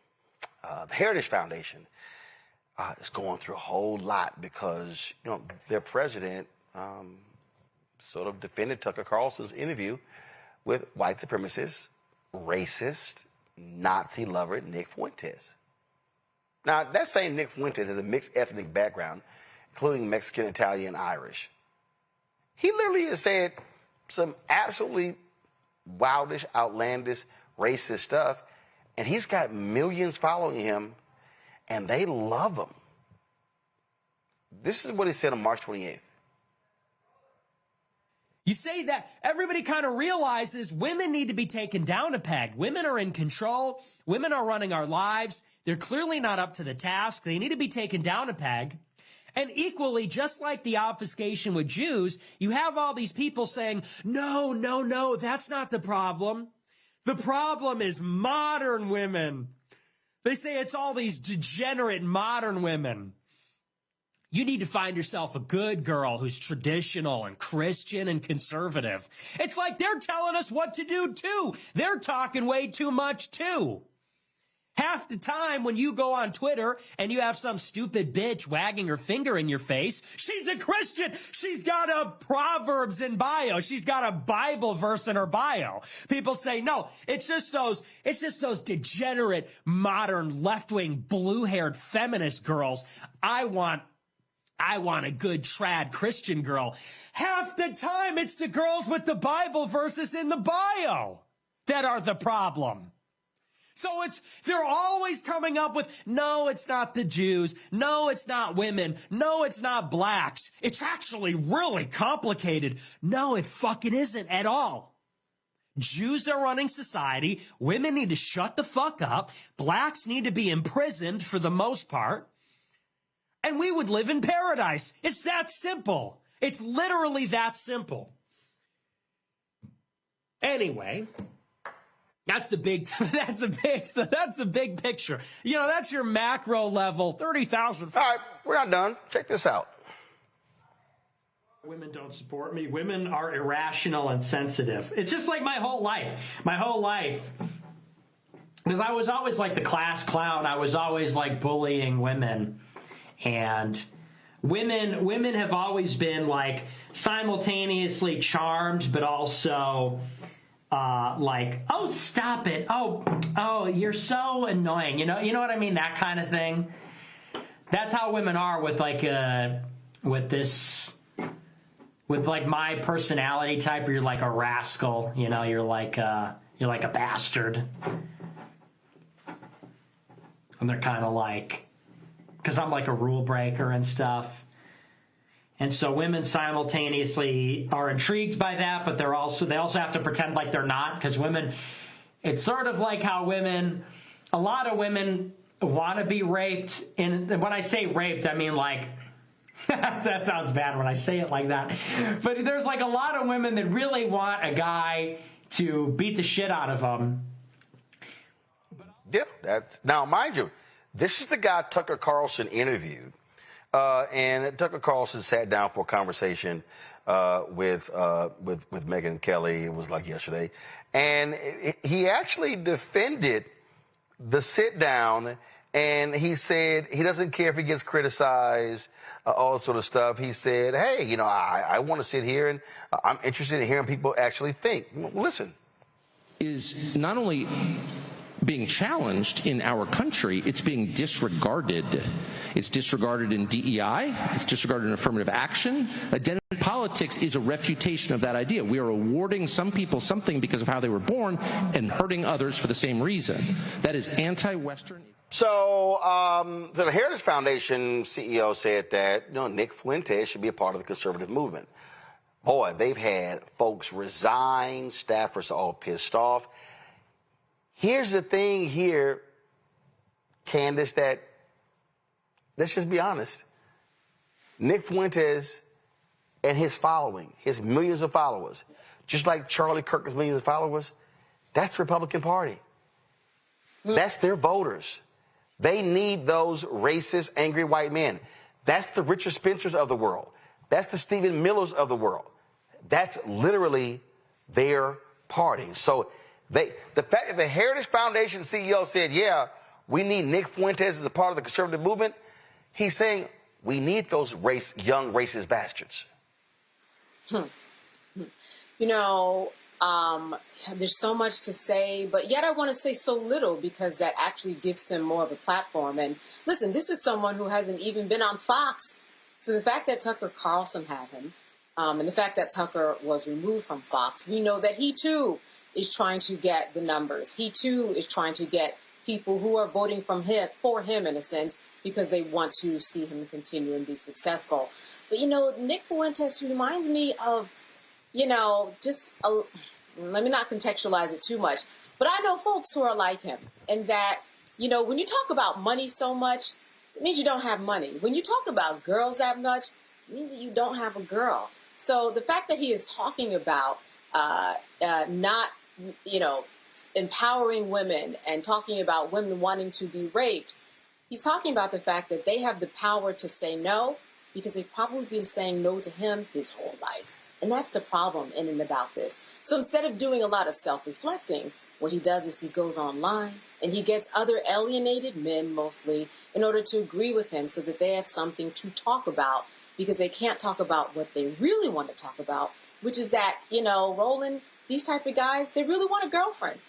And they've never really had one. And I know that's very simplistic, but at the end of the day, right, you speak to a lot of men in this age group, that's what they want. So the fact that, we're even talking about it, yes, it's the news, but I hate doing it. No. The reason I think we have to talk about it, because, again, Michael, just listen to some of this. This is literally Megyn Kelly and Tucker Carlson essentially saying that, Fuentes, he ain't so bad. The main criticism, as I understand it, has been, well, yes, platforming. They say that. I don't accept platforming as a valid objection. What is that a verb, by the way? You take a noun and you make it into a verb and nobody says anything? As a former editor, I say no. Yeah, agreed. Okay. Honestly, but as far as I know, Nick Fuentes hasn't eaten anyone. I mean, Jeffrey Dahmer ate people, and he was platformed by Diane Sawyer. Dude, we have a sitting member of Congress. I spoke to the Speaker of the House about this today. We have a sitting member of Congress from Florida called Randy Fine, who is literally texted or put on Twitter, we should kill them all. Every single one. Someone texted a picture of a dead baby, and he laughs at it. And it's like, this guy's a lawmaker who's appropriating money to a military committing genocide, and that's cool? It's not cool. No. And let's just be honest. That is much worse than anything Nick Fuentes has said. Period. And they clapped, Michael. Well, this is the white nationalist, white supremacist party that we're looking at that's trying to preserve genetic white survival. There's a fear of the browning of America, as you've talked about in your book, White Fear.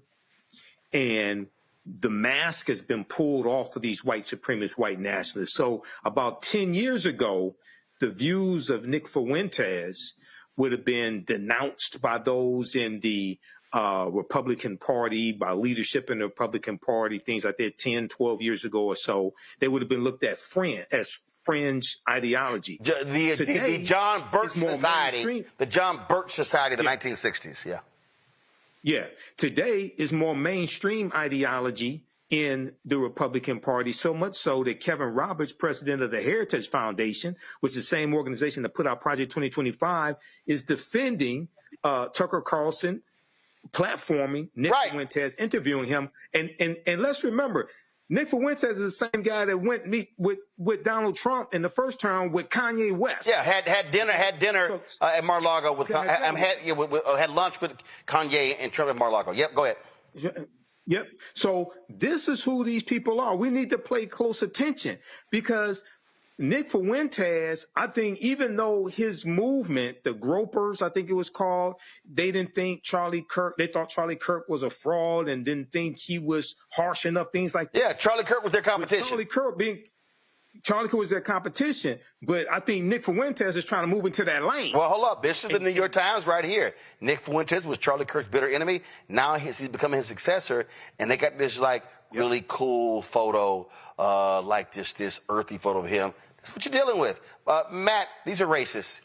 And the Republican Party is saying, yo, we down with the racists as long as they turn out votes on our side. Full stop. And they're racist actors because I guarantee you Nick Fuentes ain't going down the street telling any brother that he needs to be locked up. I mean, it's his keyboard warrior, right? He's sitting behind a microphone. He's probably getting a little kickback like Candace was saying. It's all about money for him. But, these are the people who give voice to all of the neighbors that live on our street who have these same racist views, who will never say it out in public, but they're at home, running up his views on YouTube because this is what they really think. And I think the Republican Party brazenly saying we're bringing these people into the fold is not only disgusting, but what you see a lot with these people is they always try to find a way to one-off it and sanitize it and make it not what it is, right? I mean, even Megyn Kelly talking about Dahmer having been platformed. I never saw that Nick Fuentes ate somebody. I mean, that's part and parcel with the kind of thing that you see where they're like, well, he probably shouldn't say that, but maybe he's really not that bad. No, he's a flaming racist. And, I think it's acting. I think it's bad acting. But I also think that there's a power void now that Charlie Kirk is gone, and he's trying to fill that void because he's an actor. But I guarantee you he ain't saying none of this on the street. It's a whole lot going on, and what people are calling for right now is the opposition. They're calling on people to fight back. They're calling on people to stand up and challenge the other side, not give in, not bend, not buckle. That's what they're doing. And what is required here is for fighters to stand up, to emerge. That's what's required. And one of those folks is our next guest, Congresswoman Jasmine Crockett. She joins us right now. Congresswoman Crockett, you heard the conversation we were just having, and this is just a moment we're in where, look, folk can't be sitting on the sidelines going, well, so-and-so's not too bad, whatever. We see the attacks on women, black women, people of color, all sorts of people. The right wing is losing their mind because of what happened on Tuesday. I mean, they just going crazy. They've been calling you ghetto, every name, everything, how you talking, everything. They don't care. The reality is the norms of politics that were there for so long are gone. Donald Trump has said, y'all don't worry about any of that. Say and do whatever you want because I got you. Yeah, you're so right. It's interesting. When we did our field hearing in Chicago as it relates to ICE and what's going on there, under amazing leadership, might I add, we know that the mayor of Chicago, Brandon, has been doing an amazing job in defense of his people. But I made sure to point out that a friend of mine who is currently federal law enforcement said to me that he always sees a shift in what takes place based upon the tone that is set at the top. So yes, we have a thug and a criminal who is a criminal more so because of his mindset. He obviously has convictions to go along with that, but it's more so his mind, right? There are people plenty of times that have gotten into trouble, but it was out of necessity, which we are going to see a spike in crime as this administration is saying, do not feed people. When it comes to survival, people will survive, right? And so we are going to see these things, even though he claims to be about that life. But nevertheless, he has set a tone. He has set a tone that is disrespectful. He has set a tone that is completely ignoring the people that put him into office. And there is no coof about him, so to speak, right? And so you can sit there as prim and proper as you want to be and get steamrolled, or you can meet his energy and recognize that, like, you're not going to be the one to be played with, right? And you can fight back. And I think one of the reasons that he usually can't keep my name out of his mouth is because he is threatened with my ability to communicate. He understands that when I speak, I just speak very plainly, which allows me to communicate to the masses, which a lot of my colleagues don't necessarily. Let me be real clear, Congresswoman. I had a very well-known Republican tell me the reason our side hates Jasmine Crockett is because she's good. He was like, he said it. He was like, she drives us up the wall because she's good. Those were his exact words. Yeah, I don't doubt it. I mean, I've literally, as you know, I'm constantly traveling the country. And, I've had Republicans walk up to me and tell me, they, first of all, make it clear that they love me. And then they make it clear that they are Republicans. And they tell me that they don't necessarily agree with everything that I say or my stances, but they, number one, love the fact that I am always standing on my own 2 feet and I am fighting for what I believe in. Like, they genuinely believe what it is that I'm fighting for when I'm fighting. Even if they disagree with the fight, they know that no one is controlling me. And number two, people know that I have my education. So I don't feel like I necessarily need to sit down and have an SAT conversation with everybody because I don't really know that that's like most effective. Well, then again, Congresswoman Jasmine Crockett, you got that guy from Louisiana, John Kennedy, with that fake ass accent. I mean, there's actual video of him talking and there is no country twang whatsoever. And he's over there and he is just talking like he's just homespun stuff. Mm-hmm. Yeah. No, I mean, what the Republicans have been effective at doing is they love to throw a bomb, right? And usually the Democrats will scurry and go ahead and spread the news about the bomb, right? I am so appreciative of our party because they are kind of like, you know what, we're not falling for that anymore. And hopefully we can keep up this energy. If you remember, there were a lot of people saying that Jay Jones was not going to pull off the attorney general position in Virginia. And there were Democrats saying, oh my God, he sent this terrible text message. He needs to resign and not run. And we not have anybody. Oh, 10 years ago, he would have been forced to resign. He would have been forced to drop out of the campaign. Listen, there were still Democrats that were talking about it. And my deal was, say what you got to say, denounce what he did. But in this moment, do you trust this Republican attorney general to stand up when it is the state legislature that decides that they need to fight fire with fire and give us more seats out of Virginia to go to the U.S. House because they're trying to balance out this power struggle that Trump is on? Or when it comes down to Trump deciding that he's not going to send appropriated dollars to the state of Virginia, do you think that the Republican AG is going to be the one to sign up to go and get those dollars?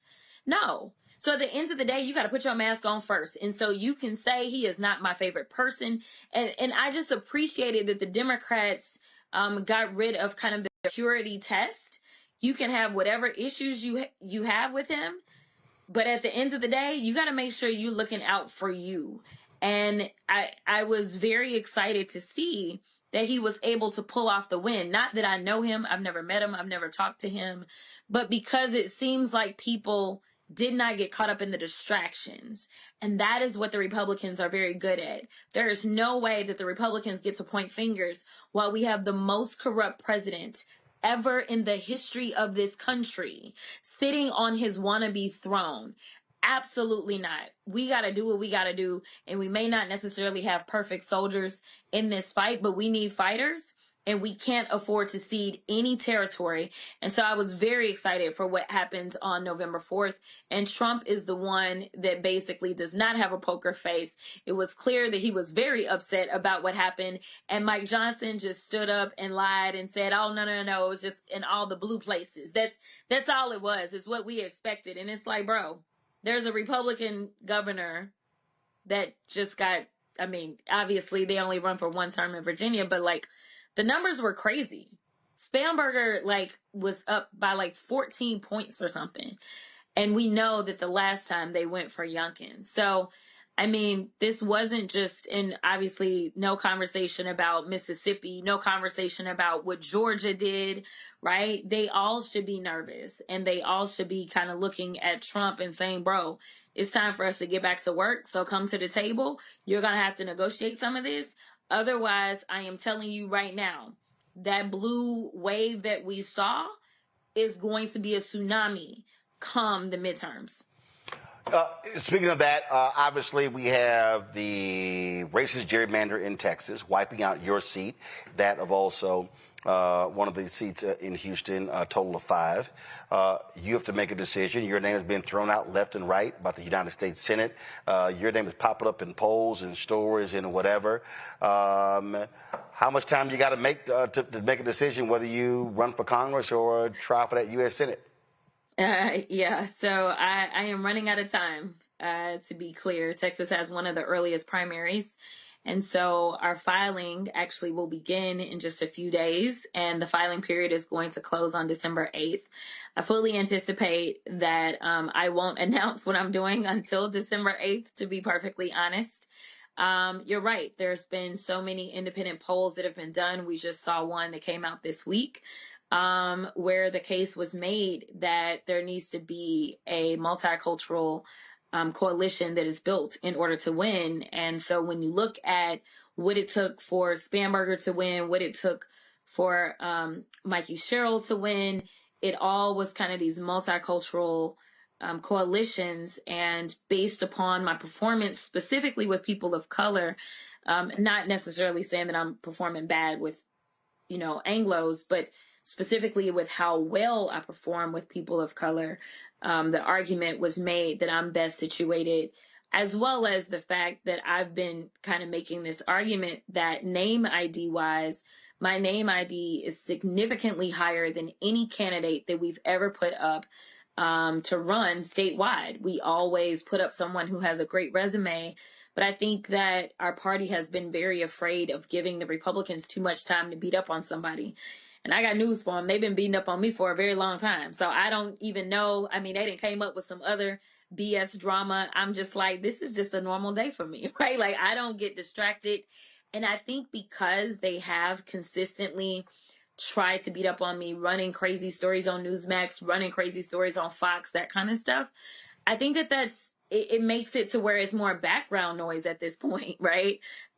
Instead of something that anybody would pay attention to, because it's the same old, same old. And so I think that we have invested a lot in kind of a blank slate, somebody that hopefully they can't tear down.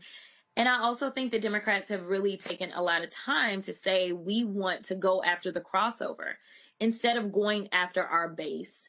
And so it's a matter of difference in style. I believe that I have a lot of base to get to that we could bring out so that we could expand the electorate in Texas. So often people say, well, it doesn't matter anyway. I'm not going to go vote because it's just going to be a Republican. But I remember a time in which a lot of people in this country never thought we would see a Black president. And I remember that people were hopeful. They weren't necessarily believing, but they were hopeful, right? And it is my hope that I can instill that we deserve better in the state of Texas and that we deserve a U.S. senator that is Texas tough, but always is going to put all of Texas first. And so, we'll see. I don't plan to go out here on a dummy mission for sure.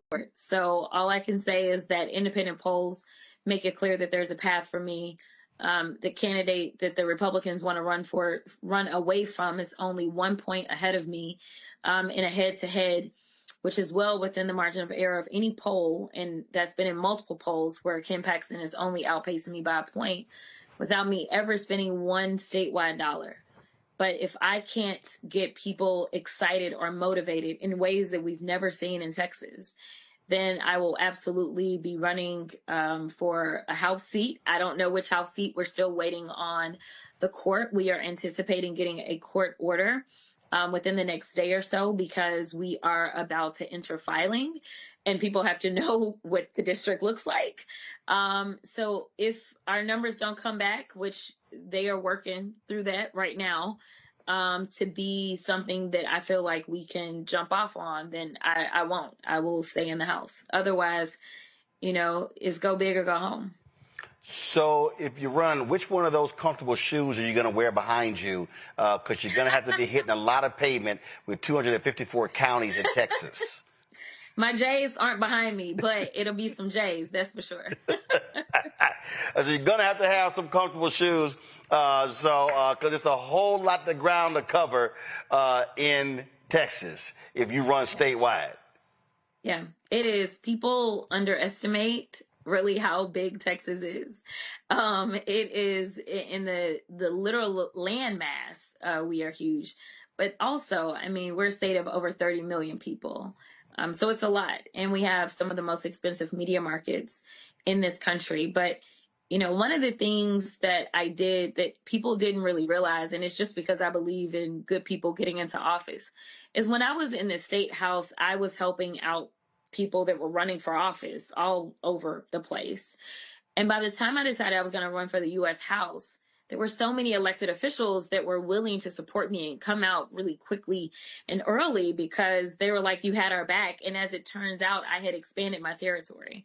Well, I've done that a little bit more quietly, for sure, consistently. And then there's some races that I'm big and loud about, such as Christian Menifee down in the special election in Houston for the old Sylvester Turner, the old Sheila Jackson Lee, the old Barbara Jordan seat, old Mickey Leland seat, Craig Washington seat. So historic seat. So I've been out front with him, but there are other people that I have helped out, whether it was mayoral races or state house races and things like that. And people just don't forget. And that's been all over the state. So I think that will serve me well if we decide to run statewide, because we have people that already have their own machines kind of together that allow them to be elected. And I would imagine that they would be helpful in making sure that I could tap into their machines as well. Well, if Colin Allred could raise $90 million last year against Senator Ted Cruz, of course, he's in this race as well. I think if you decide to run, $100 million ain't going to be a problem. I don't know if I would say ain't going to be a problem. I don't think, Hey. We will hustle. We will fight. I'm saying it right now. Congresswoman Jasmine Crockett, if you run for United States Senate, you're going to raise more than $100 million. I'm putting that marker on the table right now. Okay, I'll take it. All right. Congresswoman Crockett, I appreciate it. Glad to have on the show. And, of course, as also my Congresswoman, I'm a constituent, which I made perfectly clear to Stephen A. Smith. If you want to talk to a constituent to know what she's doing, come talk to me, because I actually vote in the 30th Congressional District. Along with your parents, who I love. Yeah, all y'all, listen, they work the polls, they do all this sort of stuff. What the hell are y'all doing in the control room putting this behind me? What's going on? Lord have mercy. Congresswoman, we got to go. I appreciate it. Thanks a lot. Bye. What's wrong, Matt? Matt, why you cracking up? They got your ass on the open road. No, I don't know what the hell. First of all, I told them to change this damn TV at times out. I told them that. I don't know why in the hell, y'all. That's you heading out to college. Didn't I make clear why? Like I made clear to fix this. You know what? Looks like he's at a crossroads. Maybe. Hey! Don't worry about it. Don't worry about it. I'm hiring somebody, and it's gonna be all taken care of come January 1. Don't worry about it. I'm just letting you know. Just letting you know. I'm just letting you know it's going to be all taken care of. All right. I'm going to go to a break. We come back. We got our marketplace segment right here on Roland Martin Unfiltered, the Black Star Network. Oh, by the way, Matt, we're still 8-0 and number 3 in the country, Texas A&M. Woo! Yeah, you noticed that when we won that game, you ain't show up. You decided to go play golf. No, I play golf anyway. But again, I wasn't concerned about unranked teams. All right, back in a moment. Back in a moment. If in this country right now you have people get up in the morning and the only thing they can think about is how many people they can hurt, and they got the power, that's a time for mourning. For better or worse, what makes America special, it's that legal system that's supposed to protect minorities from the tyranny of the majority. We are at a point of a moral emergency. We must raise a voice of outrage. We must raise a voice of compassion. And we must raise a voice of unity. We are not in a crisis of party versus party. We are in a crisis of civilization, a human rights crisis, and a crisis of democracy itself. And guess what? You've been chosen to make sure that those that would destroy, those that would hate, don't have the final say, and they don't ultimately win. Hey, this is Motown recording artist Kim. You are watching Roland Martin Unfiltered. That boy, he always unfiltered, though. I ain't never known him to be filtered. Is there another way to experience Roland Martin than to be unfiltered? Of course he's unfiltered. Would you expect anything less? Watch what happens next.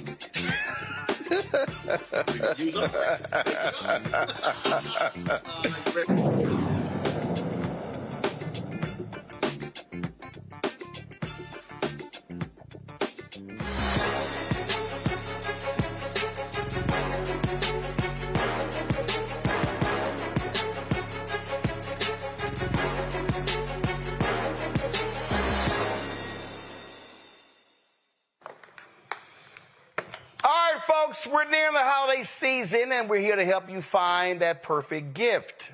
How about jewelry? Giselle Stella Jewelry, a black woman-owned brand, redefining what everyday luxury looks like. They may just have the piece you need. Candace is like, oh, shit. With more than 20 years in the industry, Giselle Stella Jewelry combines bold style with timeless elegance, creating pieces that empower confidence and celebrate individuality. Allie Davis, founder and CEO of Giselle Stella Jewelry, joins us right now. Glad to have you here. First of all, who the hell is Giselle Stella? That's a very good question. It's actually my daughter's name. I was like, what's a good rich sounding name? You know what? I did that already. My daughter. I'm sitting there lying. I'm like, your name Allie. I'm like, who is Giselle? When did you start this? I started this in 2023. I I've been doing this for a little while now. I've been doing this for about 20 years, but Giselle Stella started in 2023. So when you say you've been doing it, what does that mean? I've been in the jewelry industry for almost 25 years. I'm a graduate gemologist by trade. So jewelry is all I do. You said a graduate gemologist? Graduate gemologist from the Gemological Institute of America. The Gemological Institute of America. Where is that? That is based out of New York and out of Carlsbad, California. Okay. We're the people that grade diamonds. Okay. All right. Cool. All right. So in 20 years, and so then you decided to say, I'm going to do my own line. Yes. Okay. That's actually exactly what happened. Okay. I was in the corporate space for a long time, and I've dealt with high-end pieces to costume pieces, and I kept noticing that there was a gap, especially for women of color, to be able to find luxury at an affordable price. And I figured that I would probably be one of the best people to fill that gap, so that's where Giselle Stella came from. All right, then. So this right here, the box you sent us, what is this? Is this costume? That is the shipping box. Okay, so it's costume jewelry, or what is it? It's called demi-fine. So it's not quite costume jewelry, meaning that it won't turn green and it's hypoallergenic. Well, that's a good-ass thing, not turning green. Nobody wants that, but believe it or not, we pay for that. So Giselle Stella does not offer that kind of jewelry. We call it demi-fine because we're using 18 karat gold bonded to stainless steel. So that gives you a hypoallergenic quality as well as gives you the craftsmanship of 18 karat gold. And to all, I see somebody in the chat, they say, Roland, we are boycotting the holidays, but we will always support black business owners. Okay, we're boycotting those people. We ain't boycotting black businesses. So, okay, so let's go through here. So, all right, so we got these, okay, let me take them out. So, and again, I know, I'm telling y'all right now, y'all need to give, Candace is like, ooh, what are you about to open? What are you about to open? Candace, there's some goodies here for you, I promise. Huh? I've been online already. See, okay. So that's what I'm talking I've been about. online already earlier today. Yeah. All right. I'm good. I'm good. I just need to be there in the studio with that box that Roland has. Nope. Sorry, ain't gonna happen. Keeping it from you. Okay, what we got here? We got. That's the bold toggle. That's actually what I'm wearing right now. All right, what is this called? The bold toggle. It's a toggle necklace, 18 karat gold and stainless steel. Okay, all right, cool. Let's see here. What is this here? All right, let me open this here up. And this is... Sorry, that one is a locket pendant. So it has CZs in the center of it and a little heart that gives you like kind of that high-end refined look and a great piece for layering. All right, then. All right, it looks like, what's this, some heart earrings? Is that what I got here? Yep. Got these right here. Those are the contour hoops. I actually have these here as well. They are Oh, no, the contour hoops. These are the contour hoops right here. Okay, I apologize. So that's these here. I have them in silver. You have them in gold. Yep. But they're our #1 selling hoops. No, these are the heart shaped, heart pearled. The pearl. Yes, those are a hot summertime vibe as well as a fall look. Okay. All right, then. So let's see here. What else we got in here? All right, we got this dainty thing right here. That is I believe that's the I Am Enough pendant. That is our #1 selling pendant. Yep, I am enough. I am enough. We recognize that it's all about people feeling confident in themselves. So we have a whole line of I am enough, I am worthy, I deserve, I'm blessed. Gotcha. Matt probably is going to get one of those, because he's probably saying they deserve a win. Let's see here. Let's go through here. We've got a bracelet here. Yes, the classic bracelet. That one slides right on the wrist, and you can stack them. All right. Oh, and these are these silver. I believe that's what you're looking for now. Yeah. Look like seashell. Yes, and they're 3D. That's one of my favorite pieces. They're 3D? Yeah, so if you spin it around in all these different directions, you can see from different profiles. They look very different. All right, cool. Questions from the panel. Candace, you first. Well, let me just say, folks, you got to go to GiselleStella.com. No. They got to go to shopblackstarnetwork.com. Oh, I'm sorry. Yes, shopblackstarnetwork.com. You go to shopblackstarnetwork.com. The cuffs I am loving. I mean, the studs are just really elegant. You've got something called Heart's Desire that my heart desires. I just want to say that it's beautiful, and just learning about your history and what you bring to the table. It is clear when you go to the website through Roland's network that you have good taste. So I just want to make sure women know before, they just say, oh, that sounds nice. Go online. And then yeah, control room. Pull shopblackstarnetwork.com so they can actually see it on our website. Candace, keep going. Yeah, go online, because the other thing is the price point really is lovely. Now, you might have some people out there say, well, $30, $40 for this to look like this and to be that price point. They paying that at TJ Maxx and Ross. Sure are. Tell them what it is. Come on. That's what I'm saying. Well, that's what I'm saying. That it's a good price point. Yeah. I mean, you're gonna have some complaint, but you're right. I'm just saying this economy is crazy, but it's worth it. And the fact that you have that, you bring the expertise and you have excellent choice. I really, really love it. How did you get involved in this whole market space of jewelry? Because it's not easy. I can't imagine that our particular demographic is walking around and there are dozens of us there. How did you do it?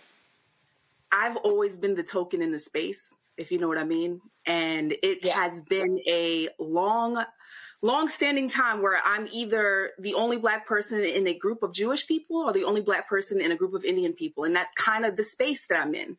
And I've always been able to hold my own, from being a store manager to doing regional work to working in corporate to being a director of merchandise. It has always been a realm I've excelled in, and I've loved every bit of it. I love being a part of people's stories. And honestly, that's kind of why we stand for Luxury Without Limits. It's pretty much my philosophy. I want to keep people, especially women of color, in the luxury space in an affordable time, because right now it's hard, but you still should be able to look good. Yeah, no, absolutely.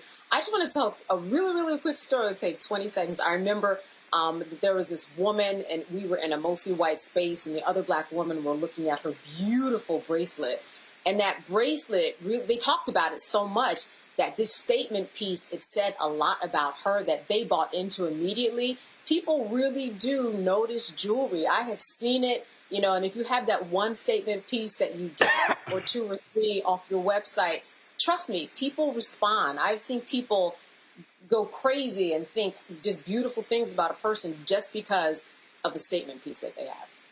Absolutely. And you know how we are. It's like, ooh, girl, earrings. Ooh, girl, necklace. Right. So those statement pieces definitely capture the eye. And if there's no reason we can't own a few nice pieces, if not more. So why can't we make it affordable, and why can't we make it something that it can be to the masses and still look good and still be quality? Exactly. Beautiful. Michael? All right. Yeah. Okay, Allie, I'm on your website, and under new arrivals, I see your prestige poodle necklace and prestige poodle earrings, and that looks like it's in blue and gold. It's like something for a sister of Sigma Gamma Rho sorority incorporated. All day long. So my girlfriend's an AKA. Do you have anything in pink and green? I do not. Okay. So what she's saying is, what she's saying is, buy the damn gold, alpha gold, buy the silver, you good. AKAs don't only wear pink and green, Michael. That part. But believe it or not, Michael, the reason I have that prestige poodle collection was actually a fundraiser. So I'm all about giving community service, giving back to the community. So we did the prestige poodle fundraiser for a chapter of Sigma Gamma Rho Sorority Incorporated that was able to pour back into the community. So they actually were able to earn $1,022 actually from that fundraiser. Okay, good. Matt. Without Roland's input. First of all, ain't no segment if I ain't got no input. Let's just be real clear. So, Matt sitting here wearing a shirt with quite a handsome gentleman on it. And so you damn right I'm King Petty. Go ahead with your little question. Wow. Is you finished or is you done, Roland? Here's the question I had: is what have you found to be the response to partnering with the other entrepreneurs through Shop Red Bag? I thought that was really like a dope partnership. And I'm assuming what's happening is you have a lot of cross-pollination where people are buying from you, then they're buying from a sister who's selling clothing, and then buying, maybe skincare products or whatever else. But what does that partnership look like? What was the genesis of that? And, what is it looking like these days? Sure. So Adrian from Sisters Media reached out to me and was like, hey, I think your brand would look really good on Shop Red Bag. And I was like, thank you. We had a great dialogue and we started there. And from the cross-pollination of like the I Am Enough necklace to match up with, a dope top or a nice blazer has been a really good combo. So I'm seeing really good feedback when it comes to getting pieces that are simplistic and elegant and speaks to that person as an individual. Can I just jump in right quick? Yeah, go ahead. Real quick. I just wanted, because I know you got some, Jones and all that stuff to do with Matt. But quickly, I know that, I just want to make sure that people understood that before when I was making reference to the price, I was trying to say it was a good price. Yeah. Overall. Yeah, but first of all, listen, it's okay to say affordable. I mean, the bottom line is, as Allie made, you got high-end jewelry, you have less expensive jewelry. The bottom line is it's affordable. At the end of the day, if you want to move product, listen, you're either going to have very expensive, small customer base, but they're going to, but a high profit margin, or you want to move product to have affordable jewelry. And the key, Allie, I want you to talk about that is affordable quality jewelry, because again, listen, I mean, I don't do jewelry, but I've dealt with enough women in jewelry, and so, I got 3 sisters, a mama, I got 9 nieces. Absolutely right. So hell, I got a wife. I kind of know about jewelry, and so quality jewelry is important. It's not cheap. That is well crafted. That good materials that last. That's it. That is it. That is a summation of it. A quick story. My mother-in-law went to Dubai with some pieces, and she was like, I swam in the water, and I did the salt and the blah blah blah. And she came back and she's like, it didn't turn green, and I'm like, that's the point. Right? Like, that is the point, to be able to have pieces that you could wear that is of high quality that you didn't have to. Now, Allie, that ain't what you said. You were like, hell yeah, my shit didn't turn green. I'm like, how okay. Now, come on. I don't know how you speak to your mother-in-law, but I don't speak to my mother-in-law like that. If I had a jewelry business and said, oh, this didn't turn green, I'm like, what the hell you think it didn't turn? You damn right, my shit didn't turn green. And it better not. Because we test too many things for it to turn green. I work too hard to make sure that this product is worth putting it on the site. And if it doesn't work, then I won't work with it. My daddy always texted me during the show, so he's like, what she got for men? That's literally the text. I have a few pieces for men. So I have some chains, some bracelets. Tell him to check out the Dragon Cuban. I think he might enjoy that. Gotcha. Well, see, I normally don't wear any jewelry except rings, as I'm sure Michael can see this alpha ring right here. I'm sure. Yeah, a little alpha ring. No, I don't think this little, son. I don't think this little. Now, if that was a little sigma up here, yeah, that would be a little ring. But yeah, matter of fact, you can see this all the way from Detroit without the camera.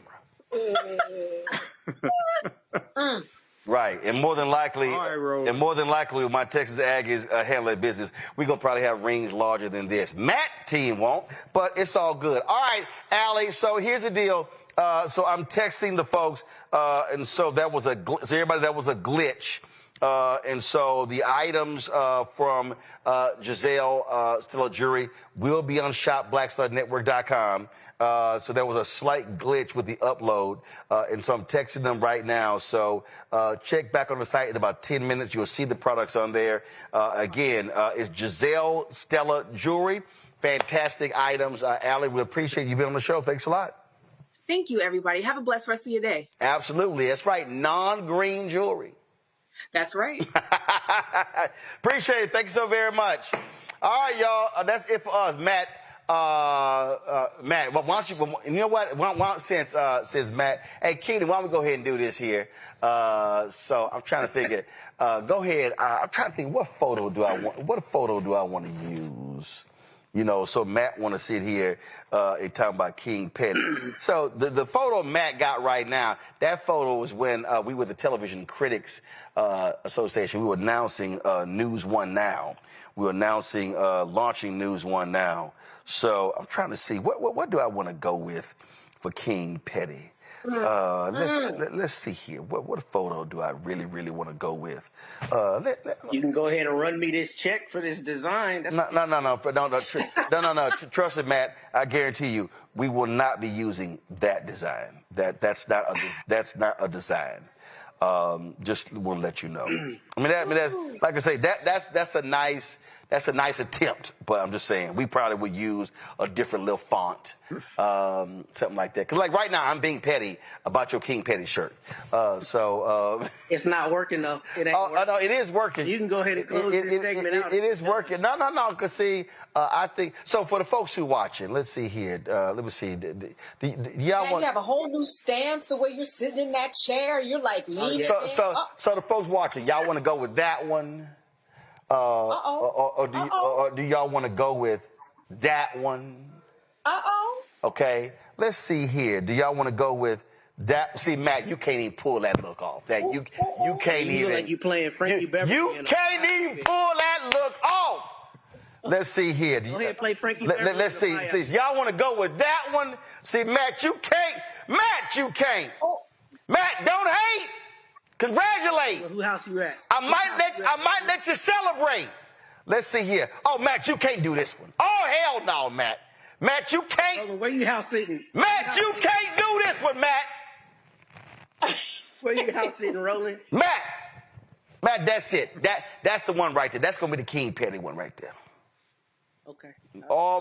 See, Matt, you can't see. Even Michael like shit. I ain't saying nothing. I can't even touch that. Whatever you got to tell yourself, Roland. Even you know it. But I know I show up. You know it. Happens if my team. And see, right now, the fellow lawyer on your panel, she like, I can't help his ass on this one. She like, I'm just gonna sit this one out. He ain't frying nothing. She like, I can't help him out on this one. I can't help him on this one. She said, I'm just saying, let the games begin. I'm here. I'll be back. She said, Matt on it. Candace said, Matt on his own. So, there you go. So, that's it for us. Hey, y'all, listen, this weekend, 3:30 p.m. Eastern tomorrow, Texas A&M versus Missouri. Matt, who y'all playing? Some high school team? Who y'all got this weekend? We got a bye week. Good. All right, cool. Fact, when y'all lose this week, I want you to show up in No. That ain't gonna happen. We not losing. Next Friday. We ain't losing. We ain't losing, son. We ain't losing. We not losing, son. We ain't losing. All right. We ain't losing. We ain't losing. Just letting you know, son. Yeah. No. See, how many losses y'all got? 2, 3? What y'all? That's ancient history. Let's go forward, my brother. Oh, that's ancient. That L. Wait, hold up. That's ancient history like last month? That's what it is. Okay, all right. There we go. Let's all right. Get into the particulars. Okay, all right. Gotcha. Okay, okay, gotcha. Yeah, whatever you say. Candace, what you got going on this weekend? This weekend. You know what? I have to do a little bit of shopping, which is why I was interested in getting into the network. So hopefully it is up online. Because I did check and I saw the glitch, so I'm waiting for that glitch to be done this time. All right, so trust me, I'm hitting them right now. I'm like, don't be having me doing a segment and y'all ain't got the stuff straight. And just say. Oh, by the way, Matt, since we already on here, so not only is Texas A&M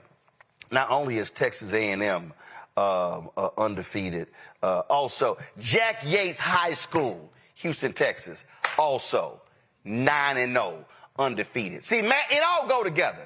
Jack Yates, Texas A&M, we used to winning.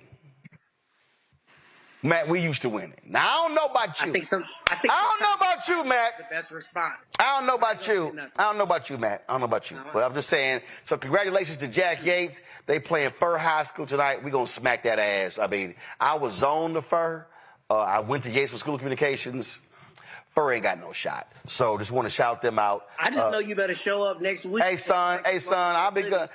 Son, first of all, let's be real clear. Let's be real clear. I am traveling to Bermuda on Monday. I'll be broadcasting from there.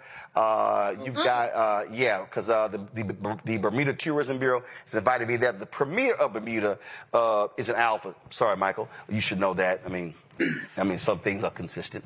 So they got a PGA Tour stop. So I'm playing in the pro-am on Tuesday and Wednesday. I'll be, of course, at the tournament Thursday and Friday. My birthday is next Friday. So I'll be live from Bermuda all week next week, enjoying the sun, basking in a great time, doing some interviews there as well. Yeah, I'm unbothered, Matt. I'm unbothered. How the other half lives, hey, don't it must get be stuck there nice, with this brother. government shutdown. Say it again. These flights. I don't know what. Oh wait, I don't know if you're talking to me. Or No. You said, yeah. Listen, I ain't worried. Listen. These flights. You might get stuck there. It's not a bad thing, but these flights. Trust me. I get back. It's gonna be enough private jets. I ain't worried about that. I talk to somebody. So I hitch a ride with somebody. I ain't worried. What's wrong, Mac? You not able? What's wrong? People can't put food in their refrigerators. You talking about private jets? No, what I'm saying is, I guarantee you, somebody. Listen, I'm gonna figure out how to get it right. I'm gonna tell you right now. I need to find a photo. It was a massive storm came through D.C. and I got stuck in Miami. It was like Miami. One of them places. It was near West Palm. And I got stuck. I had to give a speech. I got stuck. Man, I couldn't get back. So then my alpha brother, sorry, Michael, Lamel McMorris, his agency represented Cam Newton. So he was flying to Charlotte. For the NFC Championship game. So he said, we were supposed to both go to New York, for Susan Taylor's National Cares Mentoring Gala. So I flew up with him on his plane to the game. Then, while there, he had said, I got to go to Atlanta after the game for a meeting. So I was like, damn. So I run to Michael Strahan. Well, Strahan was flying back to New York on his plane. So, I rode with him in this plane. See, Mike, Matt, I'm going to figure it out. All right. I'm going to figure it out, Matt. I'm going to figure it out. All right. So tell us how long it takes you to swim from Bermuda. Matt, when your bus arrives, then I'll send an Uber for you. I'm moving to New York. It's free, baby. Shout out to Mondani. I'm gonna move to New York with the free buses. You're gonna go from Corpus Christi to New York. Hey, okay. Do what you gotta do. Okay. All right. That's good. Appreciate that. Again, cute shirt. But Matt, I know you ain't never wore a Howard shirt. How did you go to Howard? Like, you ain't never wore a Howard shirt on the show. You've worn Longhorn stuff. You ain't never repped Howard. I got an intern in there from Howard. He finds that insulting, embarrassing. He told me, he said, I'm greatly disappointed in my fellow Bison. He said that, he told me, he has the audacity, the unmitigated gall. Okay. This is what Logan said. Logan said, Mason. Go ahead and bring my accuser. He said he has the audacity, the unmitigated gall to come on a black show wearing them ugly ass orange colors and not one flashing his little horns. He said not one time has he repped the Bison, the Howard Bison on the show. And I said, show I went to school with. I said, Logan, you brought people on this show. Yeah, no. But you've worn, first of all, you brought your ass on here with an orange suit. Yeah, and it was fly too. You ain't never even.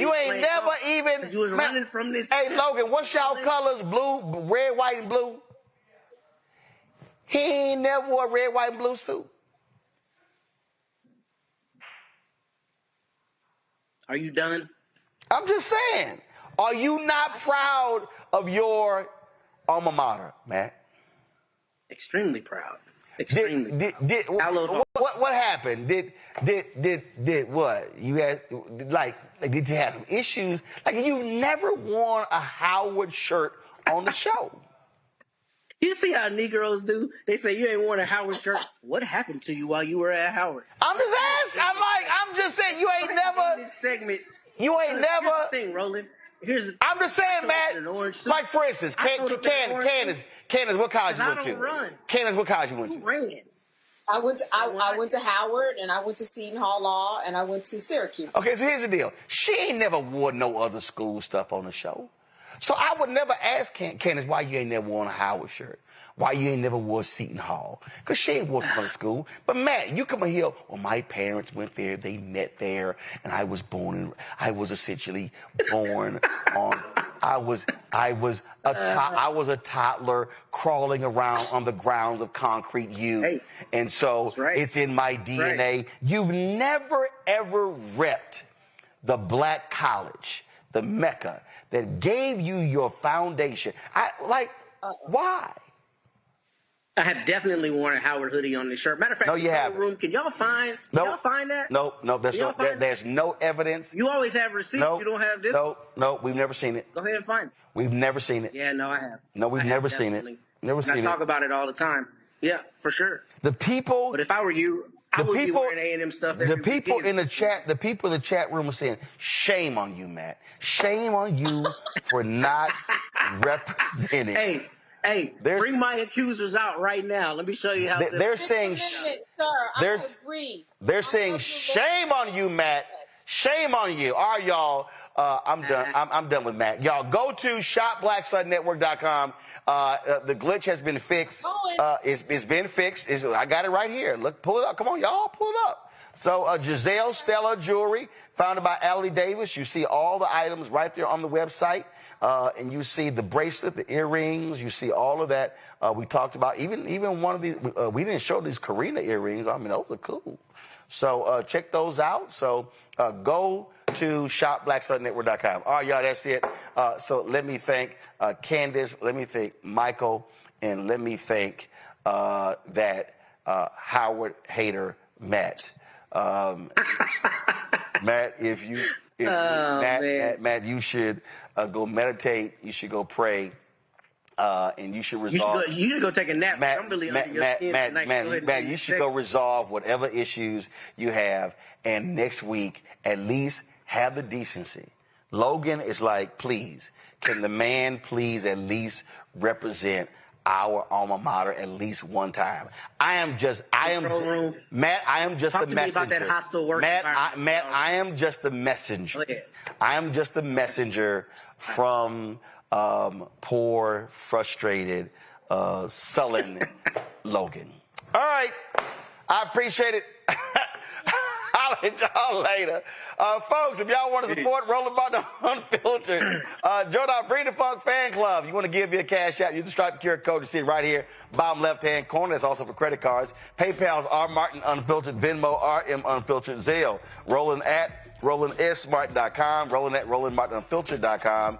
Check some money order, make it payable to Roland Martin Unfiltered, P.O. Box 57196, Washington, D.C. 2037-0196. Download the Black Star Network app, Apple phone, Android phone, Apple TV, Android TV, Roku, Amazon Fire TV, Xbox One, Samsung Smart TV. Also, if you want the website, app.blackstarnetwork.com, app.blackstarnetwork.com. And so please check that out. Also, folks, if you want my book, White Fear, How the Browning of America is Making White Folks Lose Their Minds, available at bookstores nationwide. Be sure to check that out as well. If you want to go to, first of all, if you want to get our Roland Martin Unfiltered swag, go to shopblackstarnetwork.com. If you go to the website, you'll see in our marketplace, you're going to see our collection right here. That's right, our shirts. Come on, go to my iPad. Not the right kind of black. That's right, Black on Media Matters. MAGA chose between woke or broke. They chose broke. You got our T-shirts. Hashtag team whip that ass of our Montgomery chair. We got mugs and we got pillows and all kind of different stuff, hoodies, you name it. We got it. And so go there as well. If you also want to support our black-owned businesses like Giselle Stiller Jewelry, go to shopblackstarnetwork.com. You see all the products. Everything you see to my left over here, HBCU shirts, our car solution, relishes and sauces and skincare stuff, man. We got all black crossword puzzles, everything black. Go to shopblackstarnetwork.com, shopblackstarnetwork.com, and check it out. And I told y'all, we were making changes to our web. First of all, yes, get the app, Fanbase. Download the app, Fanbase, and if you want to invest, go to startengine.com/Fanbase. I told y'all if y'all want to, that I was making some changes to blackstarnetwork.com. When you went to the site before, what you would do is you would actually just see access to the app. So we changed that. We work with a black-owned company out of Los Angeles called Quantity. They redid our website. So this is what it looks like. You go to blackstarnetwork. No, my iPad. No, my iPad. This is what it looks like. So when you go to blackstarnetwork.com, you see these are, of course, the segment. But now, a lot of people, necessarily not watching the video, so you take this here. If you want this is the transcript of my conversation, my interview with Democrat leader Hakeem Jeffries. We're going to have columns on here. We're going to have originally written stories on here as well. We have all of this on here. Also, and let's see here, we got our donate button up here. I need to have them fix that because I told them I did one just at the bottom. So we're working on that. It literally just went live. You got all your segments. So actually, some of these titles up here are being taken out, but you have on where you can click shop. You can go right there as well. We need to add some stuff to it. Add my books, those products to the website as well. So literally, so this new version of BlackStarNetwork.com is live. And so we got some new stuff coming down the pipeline. I told y'all making some new hires. We got some new shows.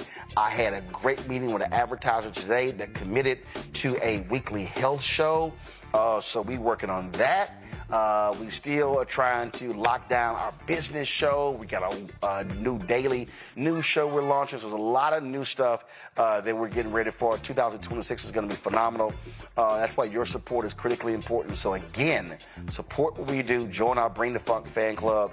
All this stuff, y'all. As a sister I'm talking to, who's going to be a writer for the website. It's another brother I'm talking to about being the editor-in-chief of the website. So there's a lot of things that are happening, y'all.